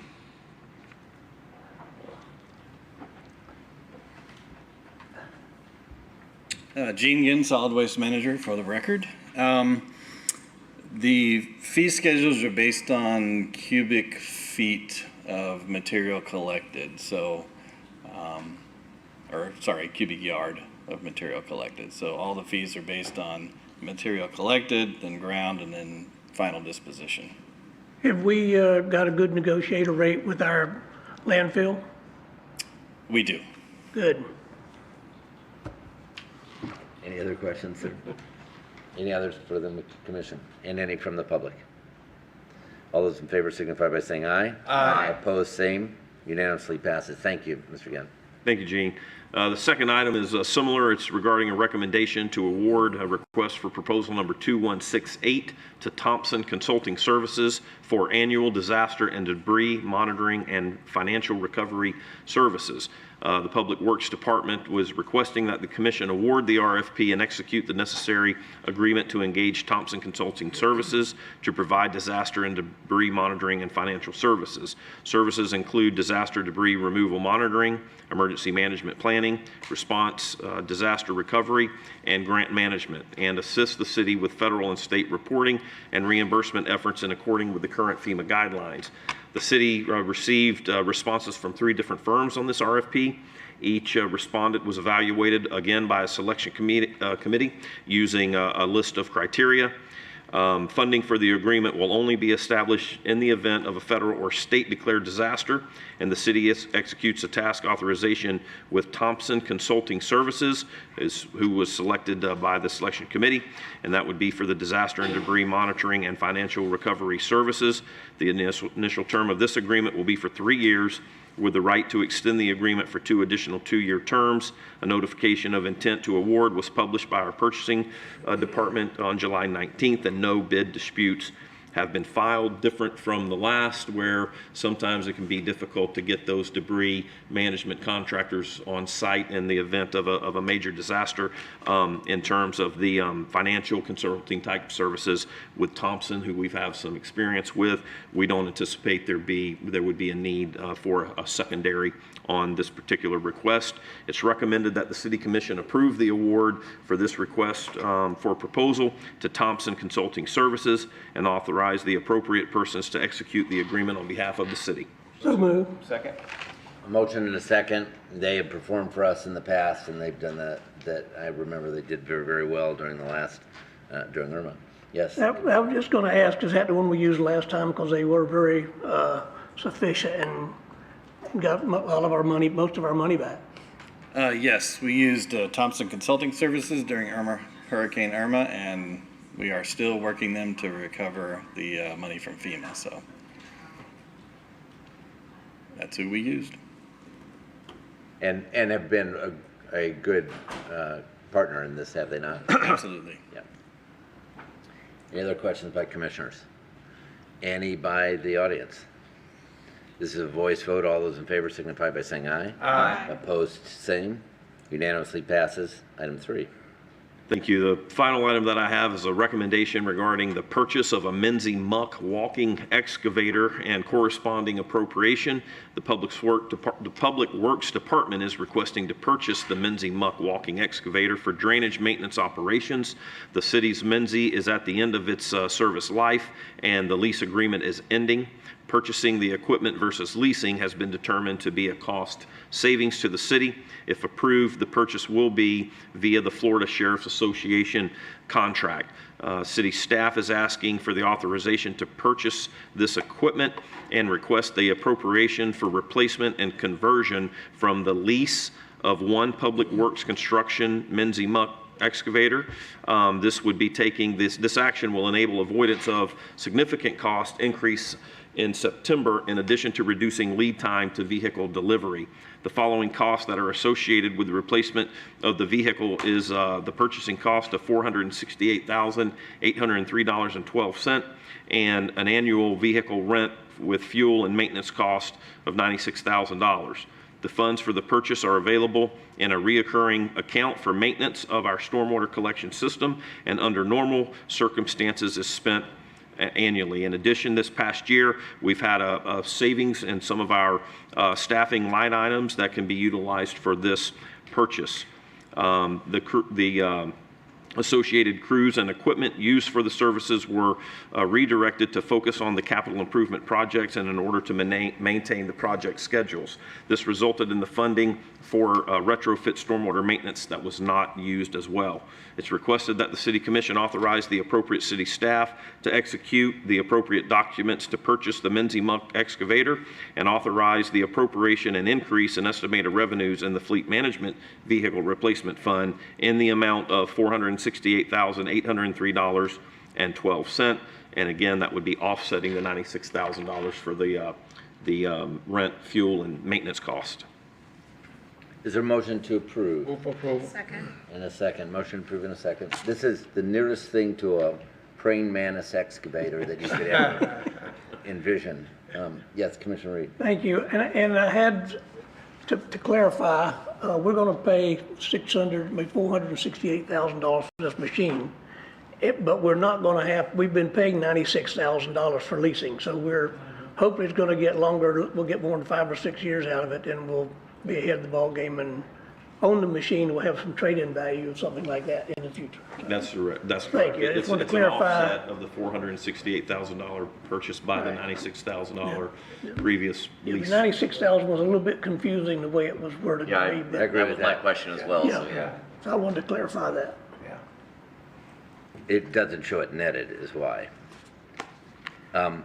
Commissioner McLeod. Thank you, Mayor. I have a more basic question. What is this exactly? It's a praying mantis. It's a praying mantis. I get that, But it literally is, the 4 wheels are totally independent axles and lifts that can go into any ditch configuration and walk into it and then do excavation in that ditch. Okay. It's on my bucket list of things to drive someday. You need to look them Okay, up. I guess I on- need to look see up. it. I wanted to be clear on what it is we're approving, not knowing exactly. This isn't my area, so, but that's helpful. I'll make a note to go see. Just picture the mayor doing this. Yes, where do we go to visit it? To see it? Where do we keep that? Where do we keep the Menzie?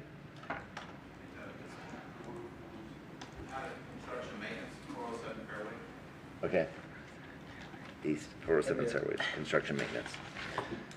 Okay, I do have to yes. say that since ours is at the end of its life, might be the time for you to get out there and drive that thing. It's probably true. Any other comments by commissioners? Any comments or questions by the public? Seeing none, all those in favor signify by saying aye. Aye. Opposed, same. Unanimously passes. All right, that brings us then back to City Attorney 6B under Resolutions 1. One resolution for action this morning, that is proposed resolution number 22-030, a resolution relating to assessments, determining the necessity for having cleaned and cleared certain properties within the city of Lakeland, providing for the assessment of liens against such property for expenses incurred in the cleaning and clearing thereof, providing an effective date. Move for approval. Second. Motion to approve in a second. Discussion or questions by commissioners? Seeing none, discussion by the audience? Seeing none, this is a roll call. Commissioner Walker. Aye. Aye. Aye. Aye. Aye. Yes. Aye. Unanimously passes. That brings us to C1. Several items under miscellaneous. The first is the quarterly legal fee report. That is for your information only. I will stand for any questions that you might have relating to that. Are there any Otherwise, questions no by action is commissioners? required. I have one. Yes, sir. That eminent domain, where was that piece at on? Is it Robson Road? We do have some activity relating to that on South Wabash Avenue. I think that is the only thing that's in this particular legal fee report. Okay. Does that satisfy your question, sir? Yes, sir. Okay. Any other questions? All right. That's just for information, no action Yes, is sir. required. Next. The next two items are related, and they are related to a historic district resurveying project. I believe Jared Simpson worked with Emily Foster with Historic Preservation on these two items, and he's going to make a brief presentation. Thank you. Good morning, Jared Simpson with the Legal Department. The first item is an agreement with Paleo West LLC, and they're a historic preservation professional consultant. An RFP was issued by the purchasing division to find the consultant, including a scope of services that would include engagement with the public and city staff and field work to survey the historic districts where the overall plan is to resurvey all of the historic districts, but for the first phase of that, we're going to be looking specifically at East and South Lake Morton. Those districts have not been surveyed in quite some time.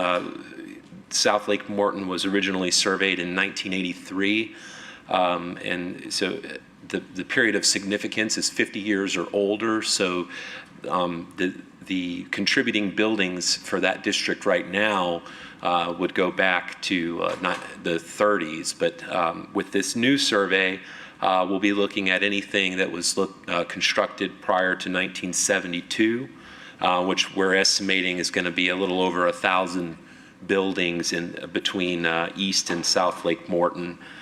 So with the RFP, there were 4 respondents, and the selection committee ranked them. You can see the scores there in the memo. It was determined by the selection committee that Paleo West LLC was the most responsive bidder that participated. And so with that, I guess just another important thing to note that while they will be surveying the district and buildings that are adjacent to the district, they will not be designating any historic, expanding the boundaries of the district or local landmarks or designations or anything like that. There could be some recommendations for such actions, but those would have to go through the process of HPB review and then ultimately City Commission adopting an ordinance. What this could trigger is that it could, certain buildings could be deemed to be contributing structures as opposed to non-contributing structures. So when they get reviewed by the Design Review Committee of the Historic Preservation Board, those contributing structures are given an elevated level of scrutiny because those are considered our historic assets, whereas the non-contributing structures, there's a little bit less scrutiny applied to those structures, and they could even be subject to demolition or potential redevelopment of those sites. So the overall cost of phase 1 is $72,807, but we have been awarded a grant from the state for $50,000, and the city will be covering the rest from the public improvement fund. And even though this is a matching grant, because we're a certified local government with our planning, we're not required to do an equal match because of that. So with that, we recommend that the commission approve the attached agreement and allow the city to move forward with this resurvey project. Is there a motion to approve? Move to approve. Second. And a second. And is this primarily cataloging of properties to some degree? We do have Emily Foster here. Yes, I know. I was actually even looking that way. And so something that could be collapsing and really is non-contributing, which is a nice way of saying it might need to be knocked down. How is that different from what we would already see and know today? That's just kind of my question. I'm not arguing with the need for and the cataloging and the exercise, but what would we have today that we would use to deem contributing, non-contributing factors? Well, the design guidelines which is the document that the DRC, the Design Review Committee, applies that document when they review. If anybody wants to make an alteration on their home and they live in a historic district, they have to go in front of that committee.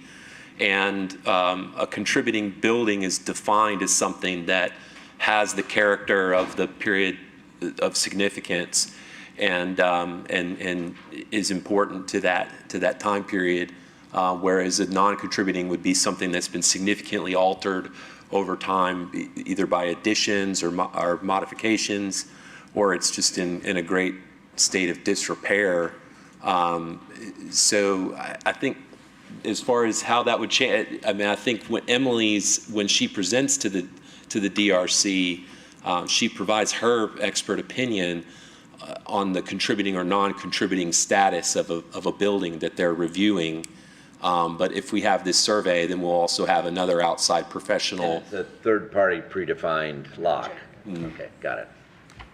Commissioner Music. Want to add anything to that? No, go ahead. Basically calling it a cataloging is, I think, the right term to use. So for each structure within the historic district, there's a form that's created. It's called a Florida Master Site File form. Fill in the blanks, year it was constructed, address, condition of the property, and you note what the historical significance is in terms of architectural features. Those forms then get cataloged with the state, with the Division of Historical Resources, and those forms become the basis for when you're designating a local historic district. One of the reasons for undertaking this project is that, one, the period of significance has now been extended since the time that the first survey was conducted. And then second is the degree to which some of the contributing structures have been altered over time, sometimes without historic board approval. And so this now will provide that baseline for what the existing architectural features are of those contributing structures. So it'll be very nice in terms of supporting your efforts. Yes, wonderful. Yes, it'll definitely be able to make the historic reviews more accurate. Yes. Because we know what we'll be working with going forward. Less debatable. Yes. Yeah, wonderful. Because I understand that problem. Commissioner Music. Yeah, a quick question, and this, I don't know if this is for Emily or not, but if we go through and they catalog a building that is non-contributing, but yet maybe from an era standpoint, it could be, can a building be brought back into contributing? Yes, so Emily Foster, Community and Economic Development. So yeah, to answer your question, Commissioner, yes, so in fact, we've had examples where we have a 1920s bungalow that has had some alterations made to it over time. Say asbestos siding was added to it in the 1940s, and then maybe windows were replaced. So those items could take away or detract from the contributing status. And back in the 1980s, maybe it was designated as a non-contributing structure.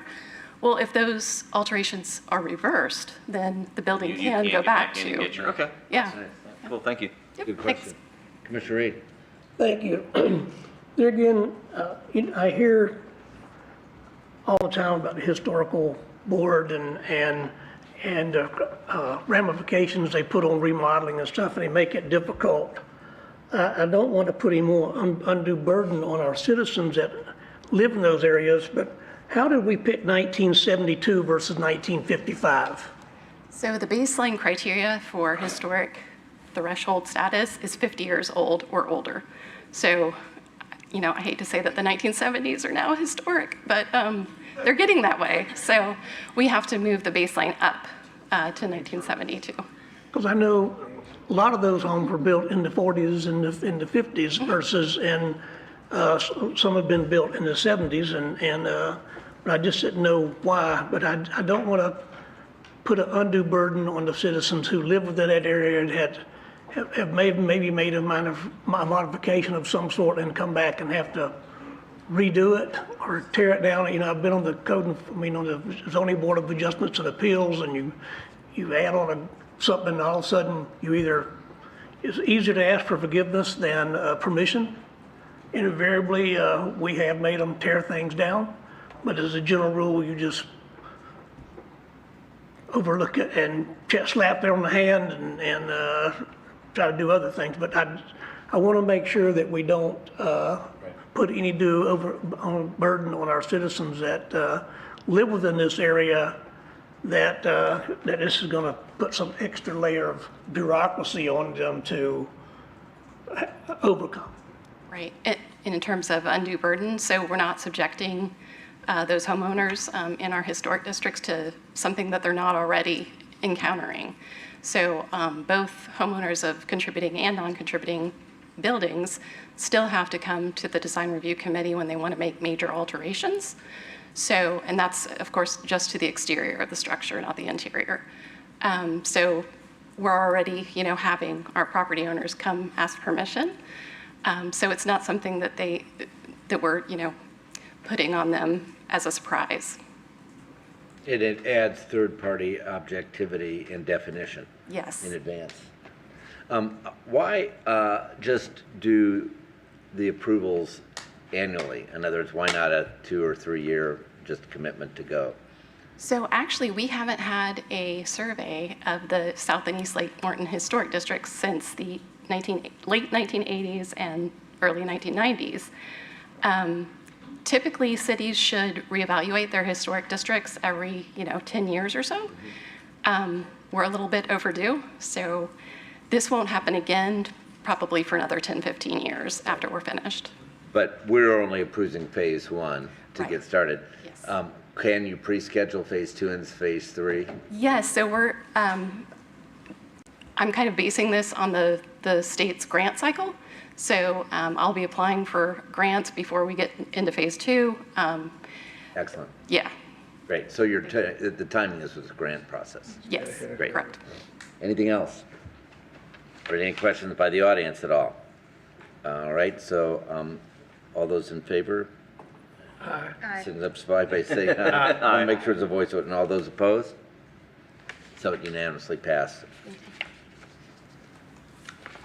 Thank you, Mr. Mayor. And the second item, or the next item after that, is a companion item related to the same thing, and it's just accepting the grant award from the state. We have an agreement that the state requires us to execute in order to accept those funds. Move for approval. Second. Discussion by commissioners? Any discussion by the audience? All those in favor signify by saying aye. Aye. Opposed, same, unanimously passes as well. Thank you. That brings us, thank you, sir. So that brings us to utility, 8B1. 8P1 is proposed resolution number 22-031, a resolution relating to the electric utility, making findings, establishing the fuel charge for all customer classes for meters read on or after September 1st, 2022, amending time of day fuel charge for applicable rate classes, repealing resolution 5762, providing an effective date. This was considered at the utility committee meeting immediately preceding this meeting this morning. And the recommendation of the utility committee was to raise the fuel rate charge from $60 per megawatt hour to $75 per megawatt hour, and that should be reflected in the version of this resolution before you at this time. It is. A motion to approve. Move for approval. Second. And a second, okay, from Commissioner McLeod. Discussion by commissioners. Any Commissioner Madden? Just, for folks who haven't watched the utility committee meeting, I think it's powerful. I wondered if we could put the fuel reserve graph. Page 5 on the utility committee meeting. Is that available in here? The graph, Tori, that had the I just think it's 4 pretty different powerful rates. to see that if we stay at the current rate, that we'll be at 0 reserves by September. And Yeah, it's probably up there. Yeah. I think that's a good suggestion, Commissioner Mann, because it shows the declining very rates different. based on lots of pressures and the need to reverse that to protect reserves. Well, and it shows the threshold of going to $70, then you maybe postpone until December, going to zero in your reserves. And we And at don't- 75, you hold off potentially till March to go to zero in your reserves. And by our policy, we're supposed to have a $29 million reserve fund target. So $29 million reserve fund target, so that if we have hurricanes and such, we have the cash to recover instead of having to take out loans to recover that we pay indefinitely, waiting on FEMA reimbursements. Among a myriad possibilities of things that could happen, but certainly we understand hurricanes, and so to get to that threshold of zero cash by September at the current rate is quite alarming, and I think the public should see the chart. Where you see the large blue arrow is our current $65 rate that declines by December. So the current goes by September. I'm sorry. By Yes, it gets there by September, yes. Yeah, that's correct. 2 months to get to zero. Right. And so then 70, 75, and 80 were the discussed options. And 75 is what was chosen, which stabilizes. That's the middle line. So it's a dramatic fall from that policy that we set to try to get a $29 million reserve. Correct. And maybe highlight that line with the red dots on it is zero. Yes. So that means Yeah. there are no reserves. So that would be like zeroing out your bank account come end of the year. Okay, anything you want to add, Ms. Bombard? I should let you guys do the presentation. You did. I did. No, I mean, as we said in an agenda study, or the utility committee before this meeting, the top line is the 29 million, where we need our reserves to eventually be, because as we had another presentation with Mr. Jacoby, for our days of cash to stay within the AAA rating. We've got to have our reserves, eventually at 29. And right now, the red line, at a $60 rate, we're going to continue to under-recover. I'm estimating we're going to under-recover for July's books at 4.4 million, and it will just continue if we do not increase the rates. Unfortunately, the fuel prices right now, with some transportation constraints, have escalated costs. Today's rates, I think, $13.88. So until we can, hopefully in September, when the weather comes down and maybe the pipelines aren't constrained, we might be able to see a decrease in fuel rates. But it's not just us, it's all over the United States right now. Yep. And we use the word rates, and this gets confusing. We're not talking about raising the rates we're charging for electricity. We're talking about the fuel adjustment portion of that. Correct.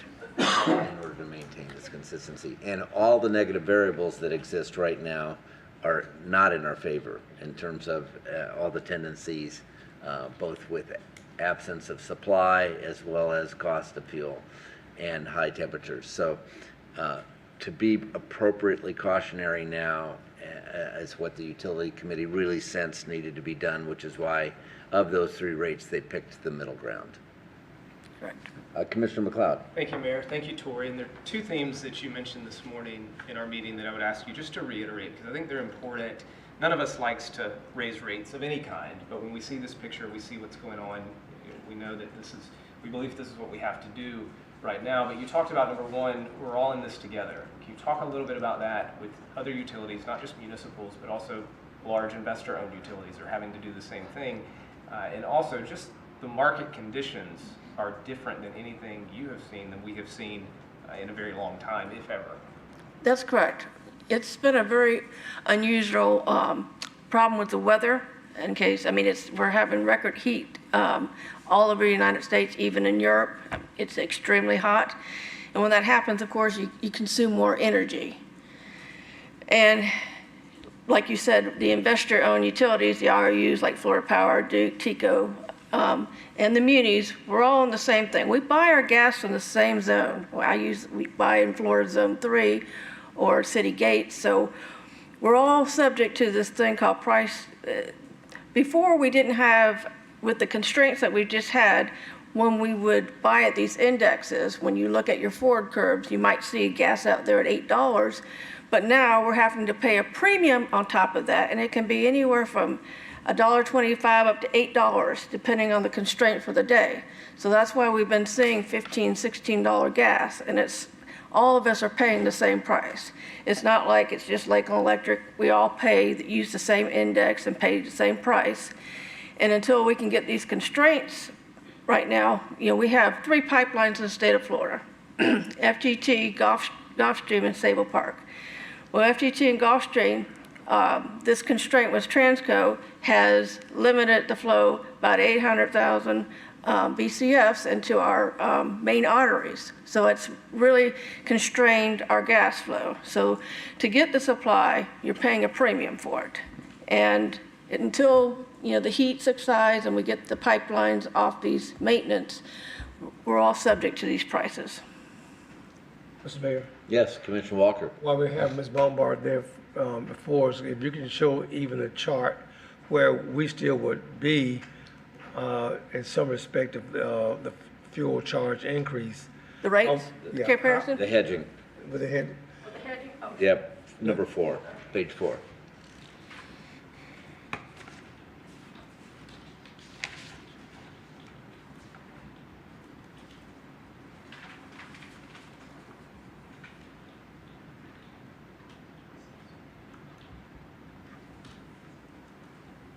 So what you're looking at here is the blue line would represent if we did not have hedging, okay? The green line represents the net cost after we receive reimbursement back. So I'm projecting for July and August to be like July's rate, our actual net cost to be $75.71 versus $87.10 had we not had the hedging. And remember, the municipals were fortunate enough to be able to keep their hedging programs, whereas the investor-owned utilities, the Public Service Commission banned hedging. So the hedging still is helping us. The problem, what I was trying to explain, is by the fact that right now we're having to pay a higher price for our fuel, we're no longer just subject to the forward curve minus the hedging. I'm paying a little bit of a premium from, like I said, even from $1.25 to $8 over what I would base load gas. There's 2 types of hedging. There's one that's a physical where you buy the gas, and there's financial. This is a financial hedging. And our financial hedging is still a valid program. It's helping us reduce our costs, but when I came to you last time, I was showing more money back because I thought the price of gas would be at the future prices. But now there's a markup on top of that. And it's not just us, everybody's subject to it. And that's the unknown territory. We don't know, because this has not happened before in Florida, when that premium markup's gonna go away. And it's caused by supply and demand. When there's constraints on your supply, you want the gas, there's a premium to pay for it. Great, thank you. And I think that's very important that we've taken the time to do that, and I really appreciate it. Commissioner Reed. Thank you. Now, earlier you showed a slide also where we fall below a lot of our constituents in the area as well. So we're not the highest kid on the block. I think that's what I think that's the one that Phil wanted to see. I want to make sure that we see too as well. Yes, thank you, Commissioner Reed. That one right there as well. Now, when we benchmark, right now, I know that from what we're reading, the investor-owned utilities, they had their last rate increase January 1st of this year, and they're having to go back and ask the Public Service Commission to be able to raise their fuel rates too, because they're just under-recovering too much. None of us expected the price of fuel to go as high as it is. And our benchmarking with the FMEA has the rates out there to May, so I go out to the different websites and see what other utilities are.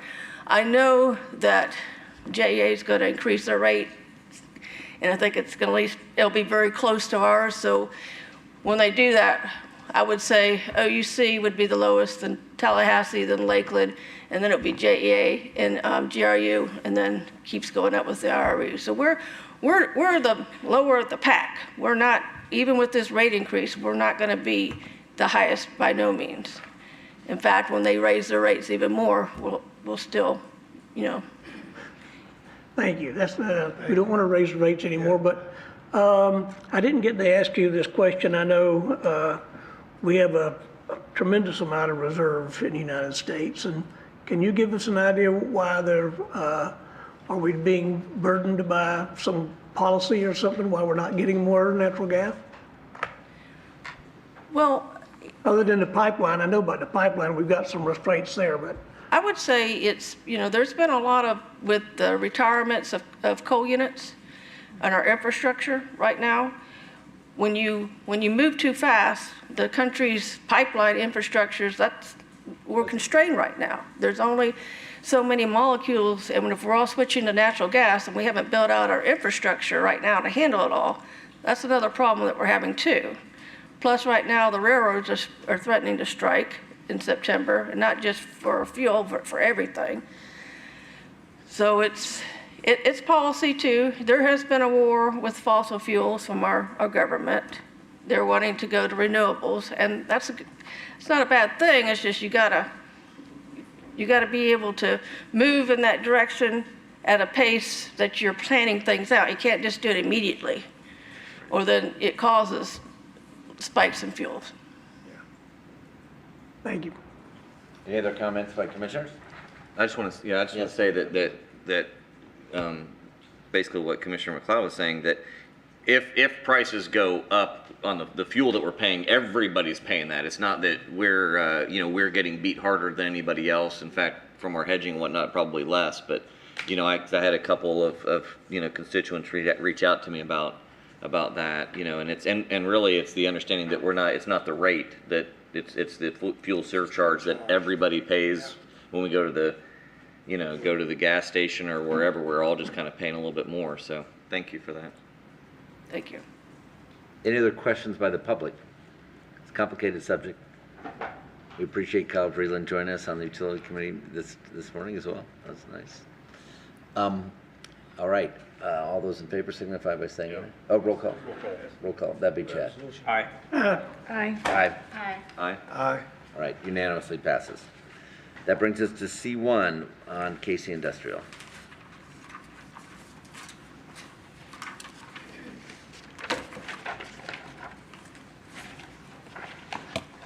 Good morning. Morning. Ramona Siriani for the City Attorney's Office. So you just have one agreement today. This is an agreement with Casey Industrial Inc. This is for the underground work for the Rice project at McIntosh. The project has been broken up into several phases since you approved the purchase of the Rice engines from MAN back in September of 2021. This is a significant portion of this particular project. This is for the undergrounding work, which essentially provides for the foundation and the infrastructure upon which those Rice engines will sit and be constructed on. The work would include site grading and digging, installation of electrical duct banks, the piping, the cleaning, testing, and also a number of piles to support the foundation. It would include pouring of the concrete and unloading and cataloging of all the support equipment necessary for that work. In April of this year, the city's purchasing department issued a bid. We had 3 responses to that bid. Upon evaluation by not only Lakeland Electric staff, but our consulting engineer, Sargent and Lundy, the Casey Industrial Inc. bid was evaluated and selected as the most qualified, responsive, responsible, and cost-effective bidder, however, not the lowest bidder.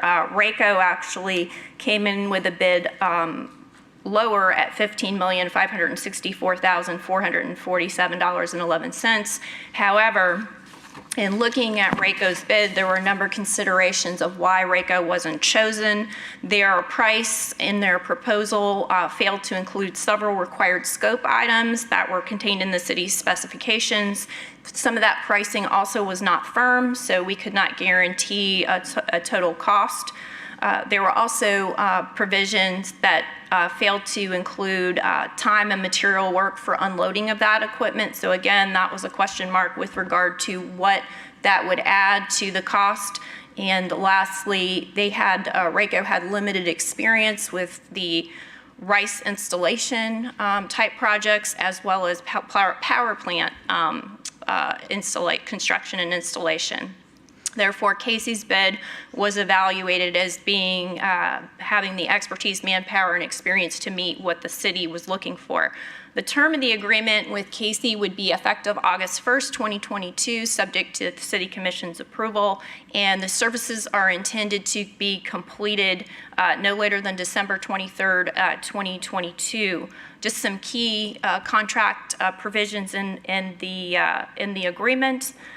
Casey, in order to meet that very aggressive timeline, there are liquidated damages built into the contract. If they're not timely, the liquidated damages would accrue at a rate of $35,500 per day. Those liquidated damages are, however, capped at 5% of the total contract price. Also, a provision in the contract required by Florida statute, Casey would be required to bond the entire project at the total contract price as well. There is a warranty provision in the agreement, which is 1 year from substantial completion. So they will warrant all their work. And if for some reason the contract, Casey would have to go back and correct any of those things, the warranty provision would then restart, providing for an additional 24 months from substantial completion where all that additional modified work would be covered. Casey will also be required to indemnify the city for any damage, including property damage or bodily injury that would arise from it or its subcontractors' negligence or willful misconduct. The agreement also provides for a number of insurance requirements for Casey, including $5 million commercial general liability insurance, $1 million in contractors' pollution liability and environmental impairment liability, crane and riggers liability of $1 million, as well as professional liability errors or omissions coverage of $5 million as well. The original bid price that Casey submitted was evaluated, and after some negotiation, not only with city staff, but also with Sargent and Lundy, our consulting engineer, there were some additional modifications to scope and also some clarifications made to their base bid price, which added a total of $637,651 to their base bid price. The contract bringing the total bid price to $16,837,242. And in addition, Lakeland Electric staff is requesting a 3% contingency amount for any kind of minor modifications or unforeseen circumstances that could come up. The undergrounding work is highly technical, and there's still some possibility of not knowing what could happen once Casey starts work in the undergrounding and the digging, and may need that additional contingency amount, which would be about approximately $505,117. The total cost, including that contingency amount then that we're asking for approval, is $17,342,359. That is included in Lakeland Electric's budget for the RICE project, as well as this would be funded through that similar bond that was previously approved by the commission. This received unanimous recommendation for approval from the city's utility committee earlier this morning, and we would ask for your favorable approval. Move to approve.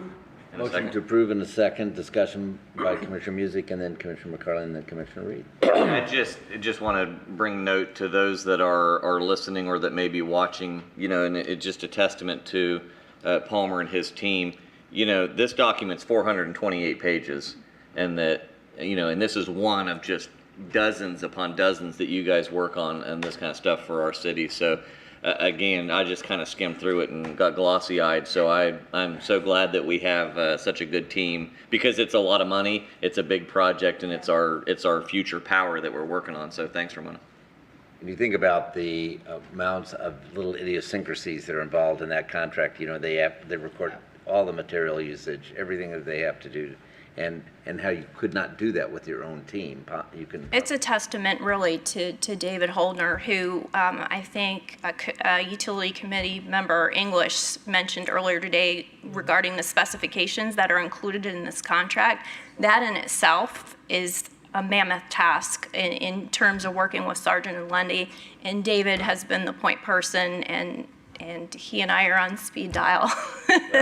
but he's done all the work with regard to the technical, and it is a huge amount of heavy lifting that has to be done. And as you've seen, we've had more and more contracts come through, and this is a particularly large one. They're all important, but this, this is, you'll continue to see these until we get to the completion of this project. Thank you, David, for making it real. Yeah. Yes. Yes, ma'am. And I just wanted to go along with those kudos to say thank you for putting in the contingency number of $500,000 for this, because it's much better to do that on the front end than to have to circle back to us later. That still might happen, and for the public to understand that just the prep work on this alone to be able to sustain those generators is so vitally important. It's like the foundation of a house. And so the intricacies are really invaluable that you all understand and that you're doing this so well. And it seems it is a lot of money, but making sure that we have more money just in case, because you might come back and we might not need that contingency planning. But I think for us as commissioners, we'd rather see that conservative approach on the front end. So thank you for that too. Thank you. And Commissioner Reed. I'm going to have a couple questions of David.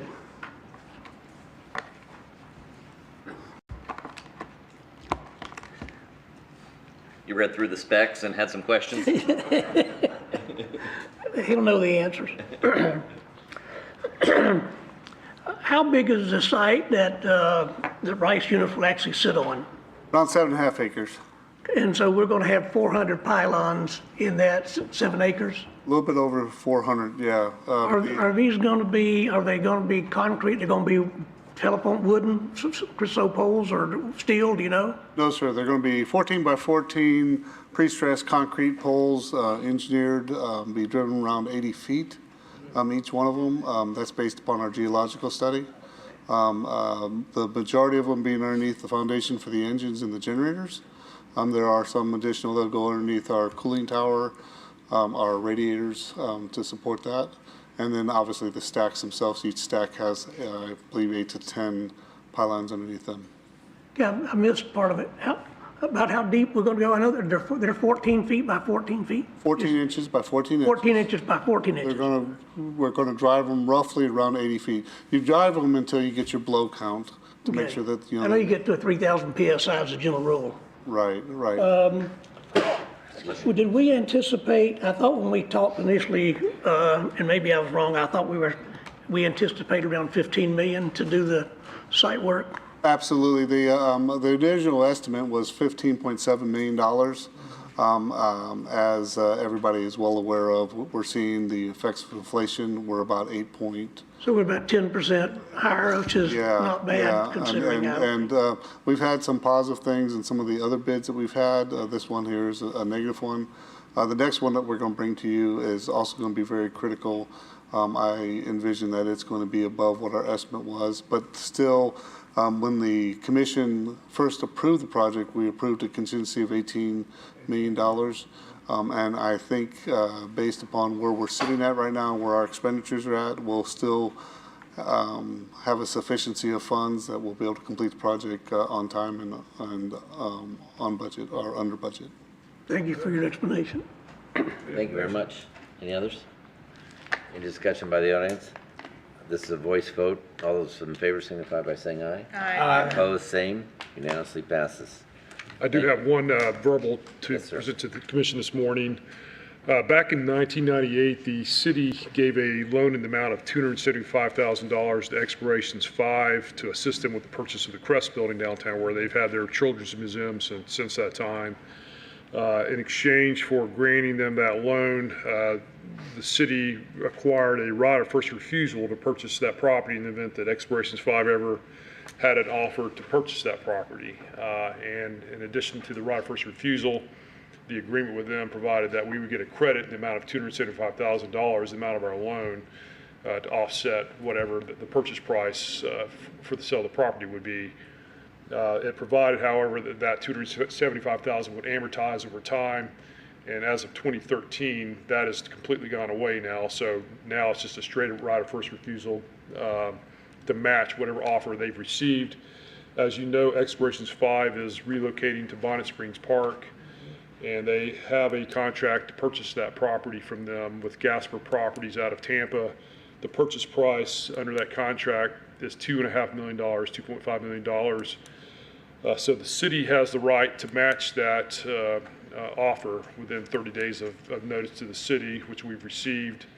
So having sat through the budget meeting last Monday, I'd be surprised if there's interest in that, but nonetheless, I feel like that is the city commission's call.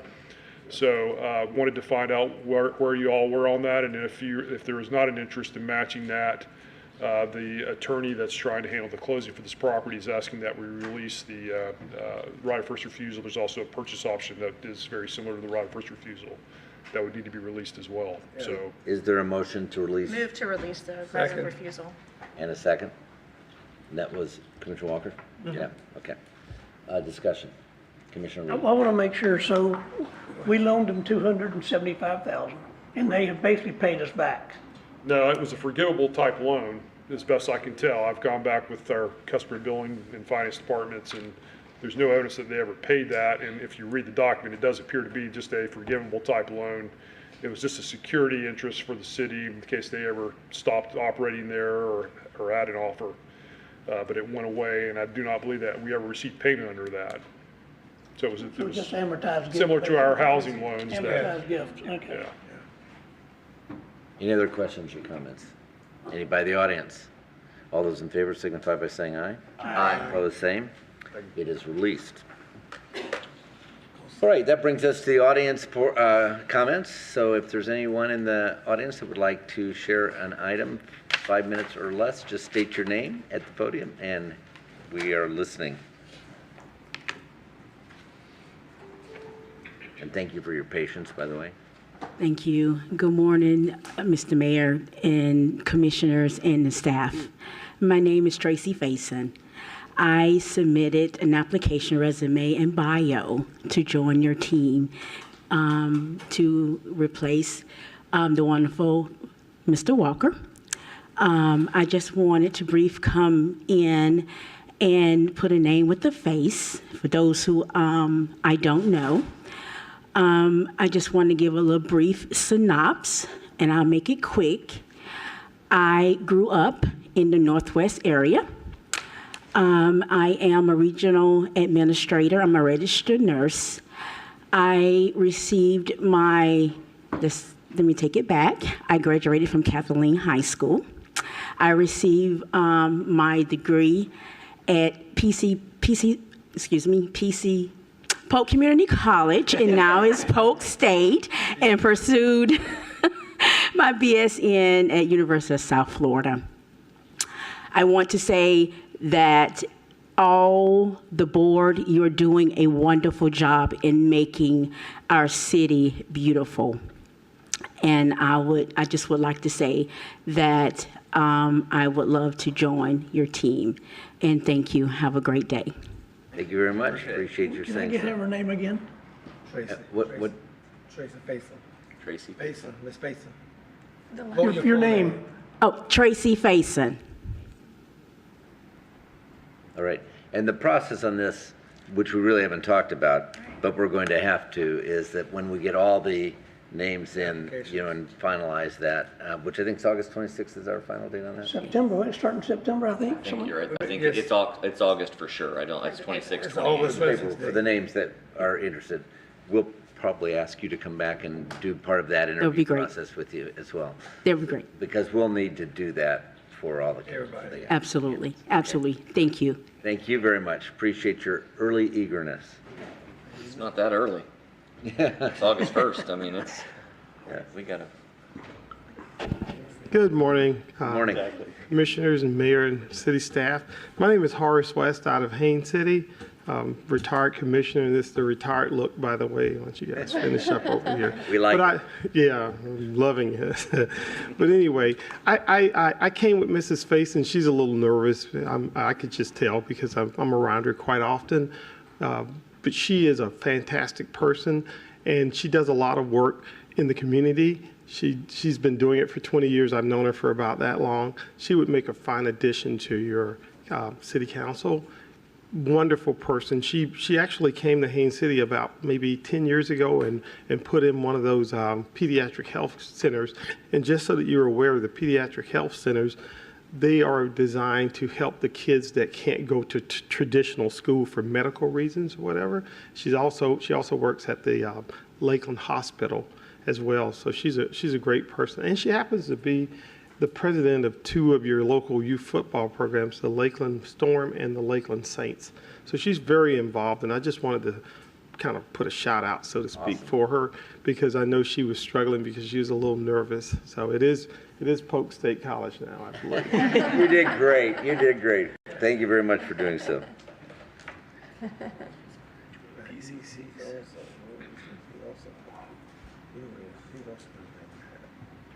Good morning. My name is Darrell Forehand, and I'm a previous president of PAL, and also I am a Lakeland native. I would like to also let you know that I'm also interested in the city commissioner's position for Commissioner Philip Walker. I am just, I was a probation parole officer for almost 30 years in the city. And I try to attend the meetings as often as possible. You probably see me sitting here from time to time. And had a long-running history with the city of Lakeland, and I've been an avid person when it comes to trying to stay involved in the community civically. So just want you to know I'm interested, and I'll be putting in for the position also. Thank you. Thank you. Appreciate that, Mr. Friend. Yes, sir. Any others? All right, seeing none. Any commissioner sharing? Let's start with Commissioner Cloud. Thank you, Mayor. I just wanted to ask, did we ever land on anything with the process for the city manager's review with consultant and Commissioner Selvage? I can't remember where we... Yes, I'll give you an update. Okay. I had a meeting Friday with him to talk about this process, and by the way, our city manager left because he's on his way to Austin to go to the national meeting of the city managers, and come back better educated. So what we will have happen is that Commissioner Selvage is going to give each of us the same sheet that we have used historically and ask us to edit the things that make us least comfortable. So, you know, like there's some questions and subpoints on that you go, I don't know why we're doing this one. You'll circle that, and he's going to accumulate that when he gets that back. The attempt will then be to try and have him create another sheet, same format, same kinds of categories, but where he puts in some replacement things that might cause it to be more relevant, or recommend us that we take those things out, which we'll approve. Okay, so we'll take a look at that. And he's going to do this on a one-on-one basis with each of us as it goes through the process. Then we would come back with a product for this year that continues the baseline of what we have done historically, but then also has a recommendation with him about what we should be doing for next year that he can do or not do. It's fine with him. He's just going to make the next iteration so that we can build on what we have done in the last 2 years in terms of the baseline scoring, but also here's where we need to go. After that's all been completed, which would be done by October, mid-October, so that you, Commissioner Walker, have a chance to be fully involved in the whole process of this evaluation. After that's been done, then we would entertain whether or not we do 360s or how we do 360s, or if we do, and part of what could also be recommended in this next year's iteration, not related to 360s, okay, do we want to do that as a group together and create group recommendations? Former Commissioner Selvage thinks it would be prudent for us also to begin a process after we've done this evaluation this year to do either quarterly or semi-annual one-on-ones that say this is, and quarterly probably may make sense, and this is something you want to think about and talk to them about. Okay, given the fact that we have set out these parameters on our one-on-one meetings on March, how am I doing in my role based each time, so that we each have the opportunity to talk about the things that were set in objectives and that we can measure and then communicate on. Because, and if we wanted, we could even have a facilitator in those one-on-ones. That may be overkill. We might want to exercise it, but it's formative enough that you can think about that. So you'll have a chance to weigh in and provide input to him when you get together, and then you're really going to be morphing the process a little bit anyway as we go along. Okay, that's helpful. It's good to hear that that's moving toward October with him. I know we talked a lot about 360 reviews. After that discussion, I spoke with Emily Rogers, who administers those, and she said she would encourage us not to do those at the same time, the evaluation and the 360. And I didn't know that, so that was new to me, and I said, well, we'll make sure that we discuss that as a group. So I think that is in line with what you're saying. Do the evaluation, and then we can decide after that if we want to do 360 reviews, which I think there's strong support for. So, okay. Excellent. All right, excellent. Thank you for asking the question, because I really should have provided the update anyway and had overlooked it. Is that it? That's all. Okay, well, good. Briefly, all I'm going to talk about is tomorrow night is the National Night Out, and there's going to be lots of opportunities for our citizens to go around and mingle with the different communities and charitable organizations that we have. I encourage you to do that. You can learn a lot from them. And I hope I get to see you guys out. I'm sure we'll run across somewhere. I know we'll probably end up at the same spot. But invariably, I hope everybody from the city can get out and participate. Right. Commissioner Madden. Thank you, Mayor. So I know at our last meeting, I was leaving the meeting to go to DC to be on the American Public Power Association's Policymaker Council. So just wanted to reiterate the importance of advocating on behalf of public power at the federal level. The 5 priorities that we focused on this time was obviously number 1, climate and CO2 emissions, was just absolutely the paramount issue because of number 1, the IIJA, the Infrastructure Investment and Jobs Act, giving 1.2 trillion with the T dollars from the federal government, and billions and billions of that going towards grid resiliency, green solutions. And so just really paying attention to that whole process, because even in the first iteration, it was more of a drive towards adding renewable and the percentage at which you'd have to add it without penalty versus reducing emissions. And so those nuances I think are so important for us to know and for our utility committee folks to know, because being mandated to add more solar when it's still intermittent, at a time we don't know which batteries are going to be the best solution to be able to kind of cure some of that intermittency, that's a lot to consider. It's one thing to begin to add it to our portfolio. It's another thing in a 75% gas state to say you have to be at so much renewable and solar is our only option by a certain date without penalty. And so even just, it was interesting to hear Tori's presentation today.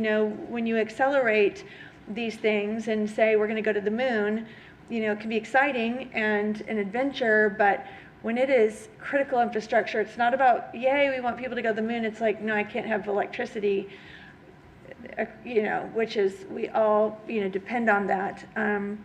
We have to make sure everyone's at the table and not blindsided, as we do it collectively, together, and have public power along with all power providers at the table.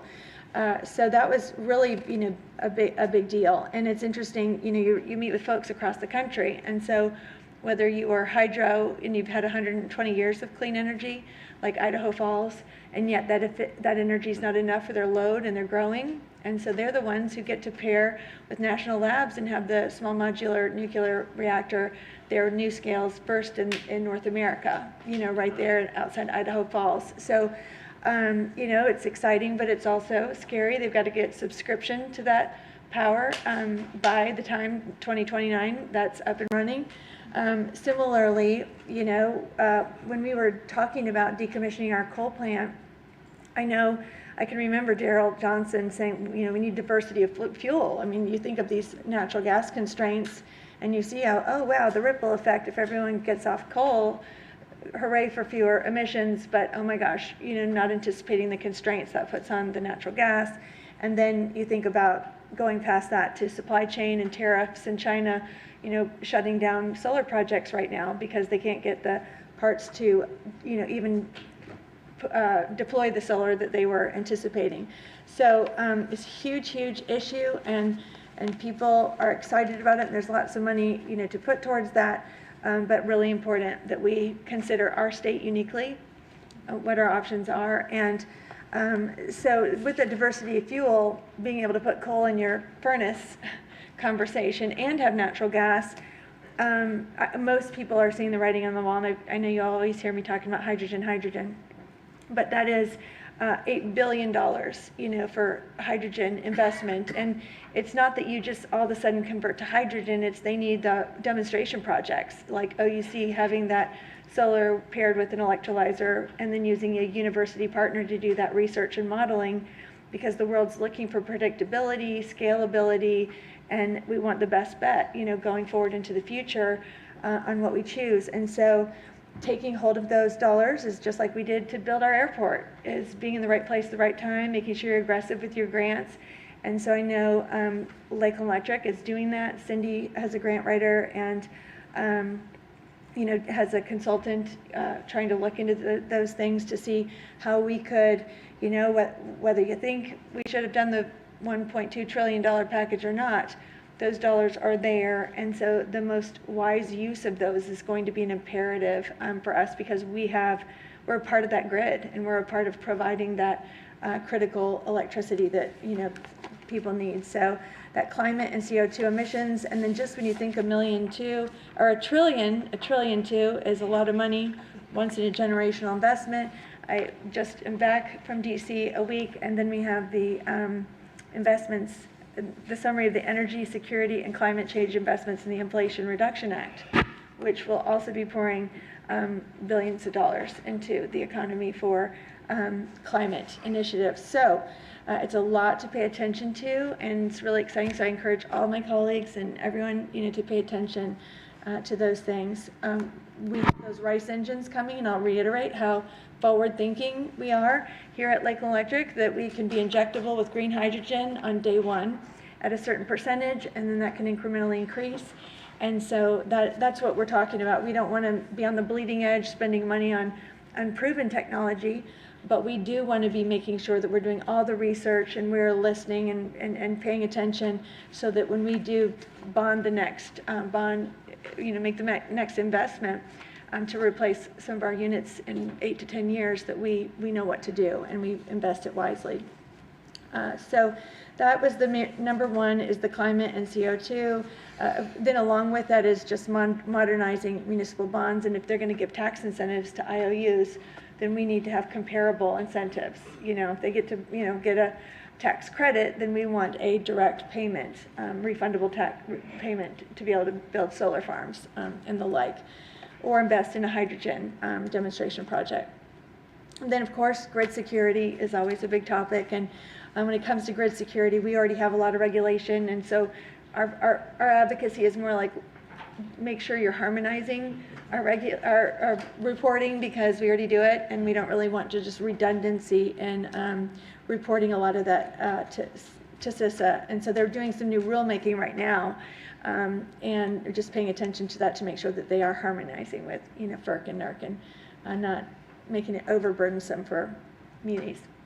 The fourth one is the smart EV infrastructure, and you know, it is fun to talk to my colleagues in the Midwest and places who have no idea that, like in a peninsula, evacuating from a hurricane would be part of our equation on where our EV infrastructure should go, and what kind of chargers, if we should jump straight to the fast chargers and spend a little extra money versus, you know, standing in line for, you know, hours and hours trying to charge your EV while you're evacuating. And then also, this is kind of interesting. So if you think about where you're going to put your charging stations, I use the Buc-ee's. Has anyone pottied like a rock star at Buc-ee's on I-95? Okay, like, I wanted to potty like a rock star, and I couldn't. I had to leave Buc-ee's to go across the street to use the bathroom at the other, because the line was out the door. I'm like, who knew? This is in the middle of nowhere, and it is like Disney World. So what if all of a sudden they say, yeah, you get a DC fast charger with all these ports right off I-4 in Lakeland, under Lakeland Electric. These things right now, you know, we have to use natural gas like to charge that. And so if we already have constraints because of load, because of heat, how much more constraints with load based on an abundance of charging facilities. So it's like great news, you know, to be able to get EV infrastructure in your community, but then you're like, whoa, we just need to be at the table, because how much load does that add? And I was looking for my note in the middle of this. Scott Bishop kind of gave me the formula of just how many chargers and how many, you know, I know I wrote it somewhere, but it's like, you know, commensurate number of houses that, you know, like a whole neighborhood, basically, of load that the charging station would add to your grid. And I'll get that information, but, and then the last thing was just the supply chain crisis, which we know is on everything, but, you know, I mentioned the distribution transformers. And so it's kind of talking to, like, you know, Scott Franklin, our colleague, you know, from Lakeland, or to our senator staff about waiving the efficiency standards. So they changed those efficiency standards right before COVID, and then they're still grappling to try to, you know, retool that, and then that, you know, then you're not producing as much while you're retooling and adapting to new standards. And so waiving that to maybe bulk production, and then also just, you know, enacting policies for, you know, more domestic supply of anything grid related. You know, just like we were like, wait, where do we make our medicines, and how do we get ventilators? You know, things that we discovered during COVID that we want to manufacture here in case of a pandemic. How could we also, with emergency management, consider what we should be making here domestically that has to do with grid security and resiliency? So really great to be able to get up there and talk to our legislators and to learn as, you know, much as possible. And thank you for letting me go and representing Lakeland. Well, thank you for your comprehensiveness in it. It's excellent, excellent work.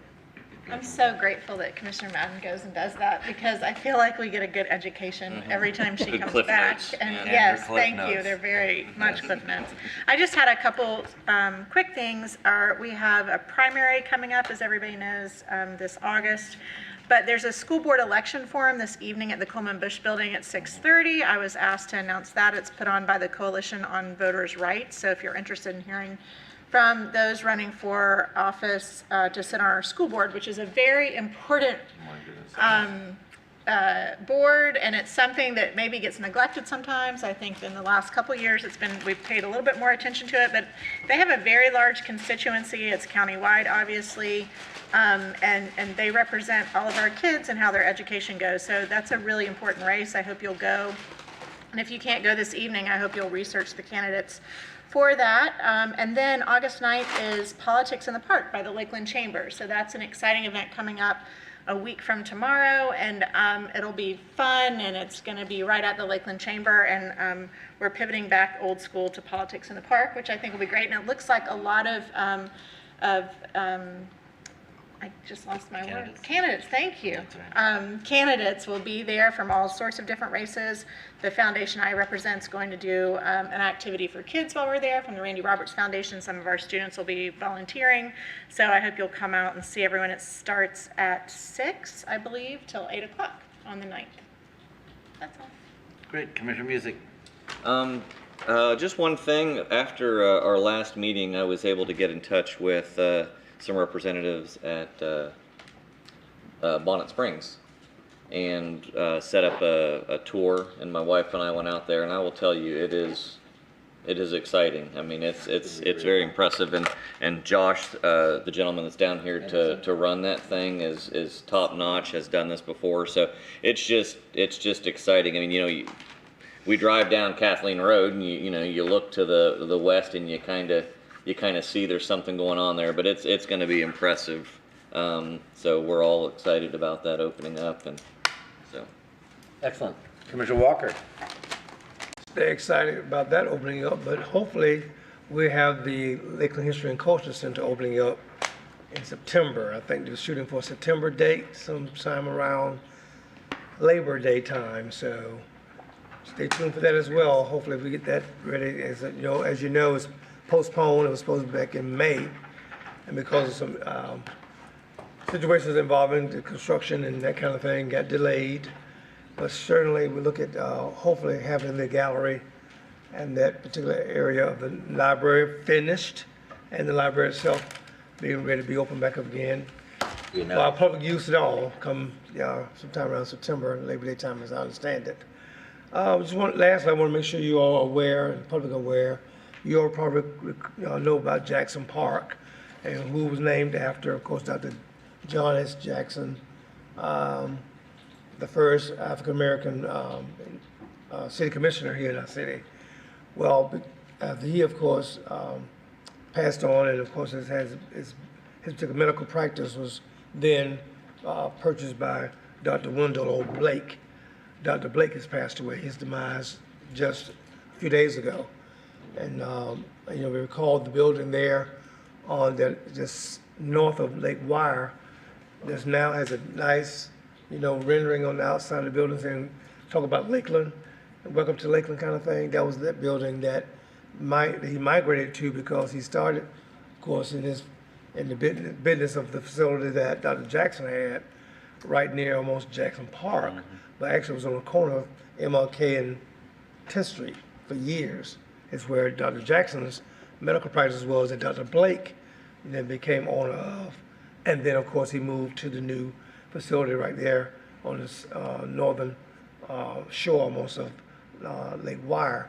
Again, I'm just giving you all history again that many people don't know or don't have no knowledge of, that we'll probably get to see and hear more about once the Lakeland History and Culture Center is open and you start seeing all this, the many stories that help make Lakeland what it is today. But again, Dr. Blake passed away now, and that building at one time was Blake Ivan Franklin practiced there for years there on the northern shore of Lake Wire. That now I think is a roofing company and that kind of thing in that building as it stands now. So I want to make sure the public knew about Dr. Blake, and of course he was a son of Roosevelt Blake, Blake Academy over there on Lake Beulah. That's just south of the RP Funding Center. So a well-known family, of course, in our Lakeland history, that I want to make sure you all know that. And his wife was his nurse. Matter of fact, Miss Mildred, Millie Blake, we call her Millie Blake, her name was Mildred Blake. And she's still alive, of course. And the family, of course, is going through that particular situation. I don't know anything about the service yet. I have not seen anything. Mr. Coney, have you heard anything about the services yet? You in the audience. Okay, so I know it just happened. You'll probably hear more about that as time goes on. I want to make sure the public was aware about Dr. Blake's demise. Thank you. Thank you. Any other comments by commissioners? If not, we are adjourned. Thank you. So I'll just tell you this. You're gonna have to come in. Good donuts. Fresh.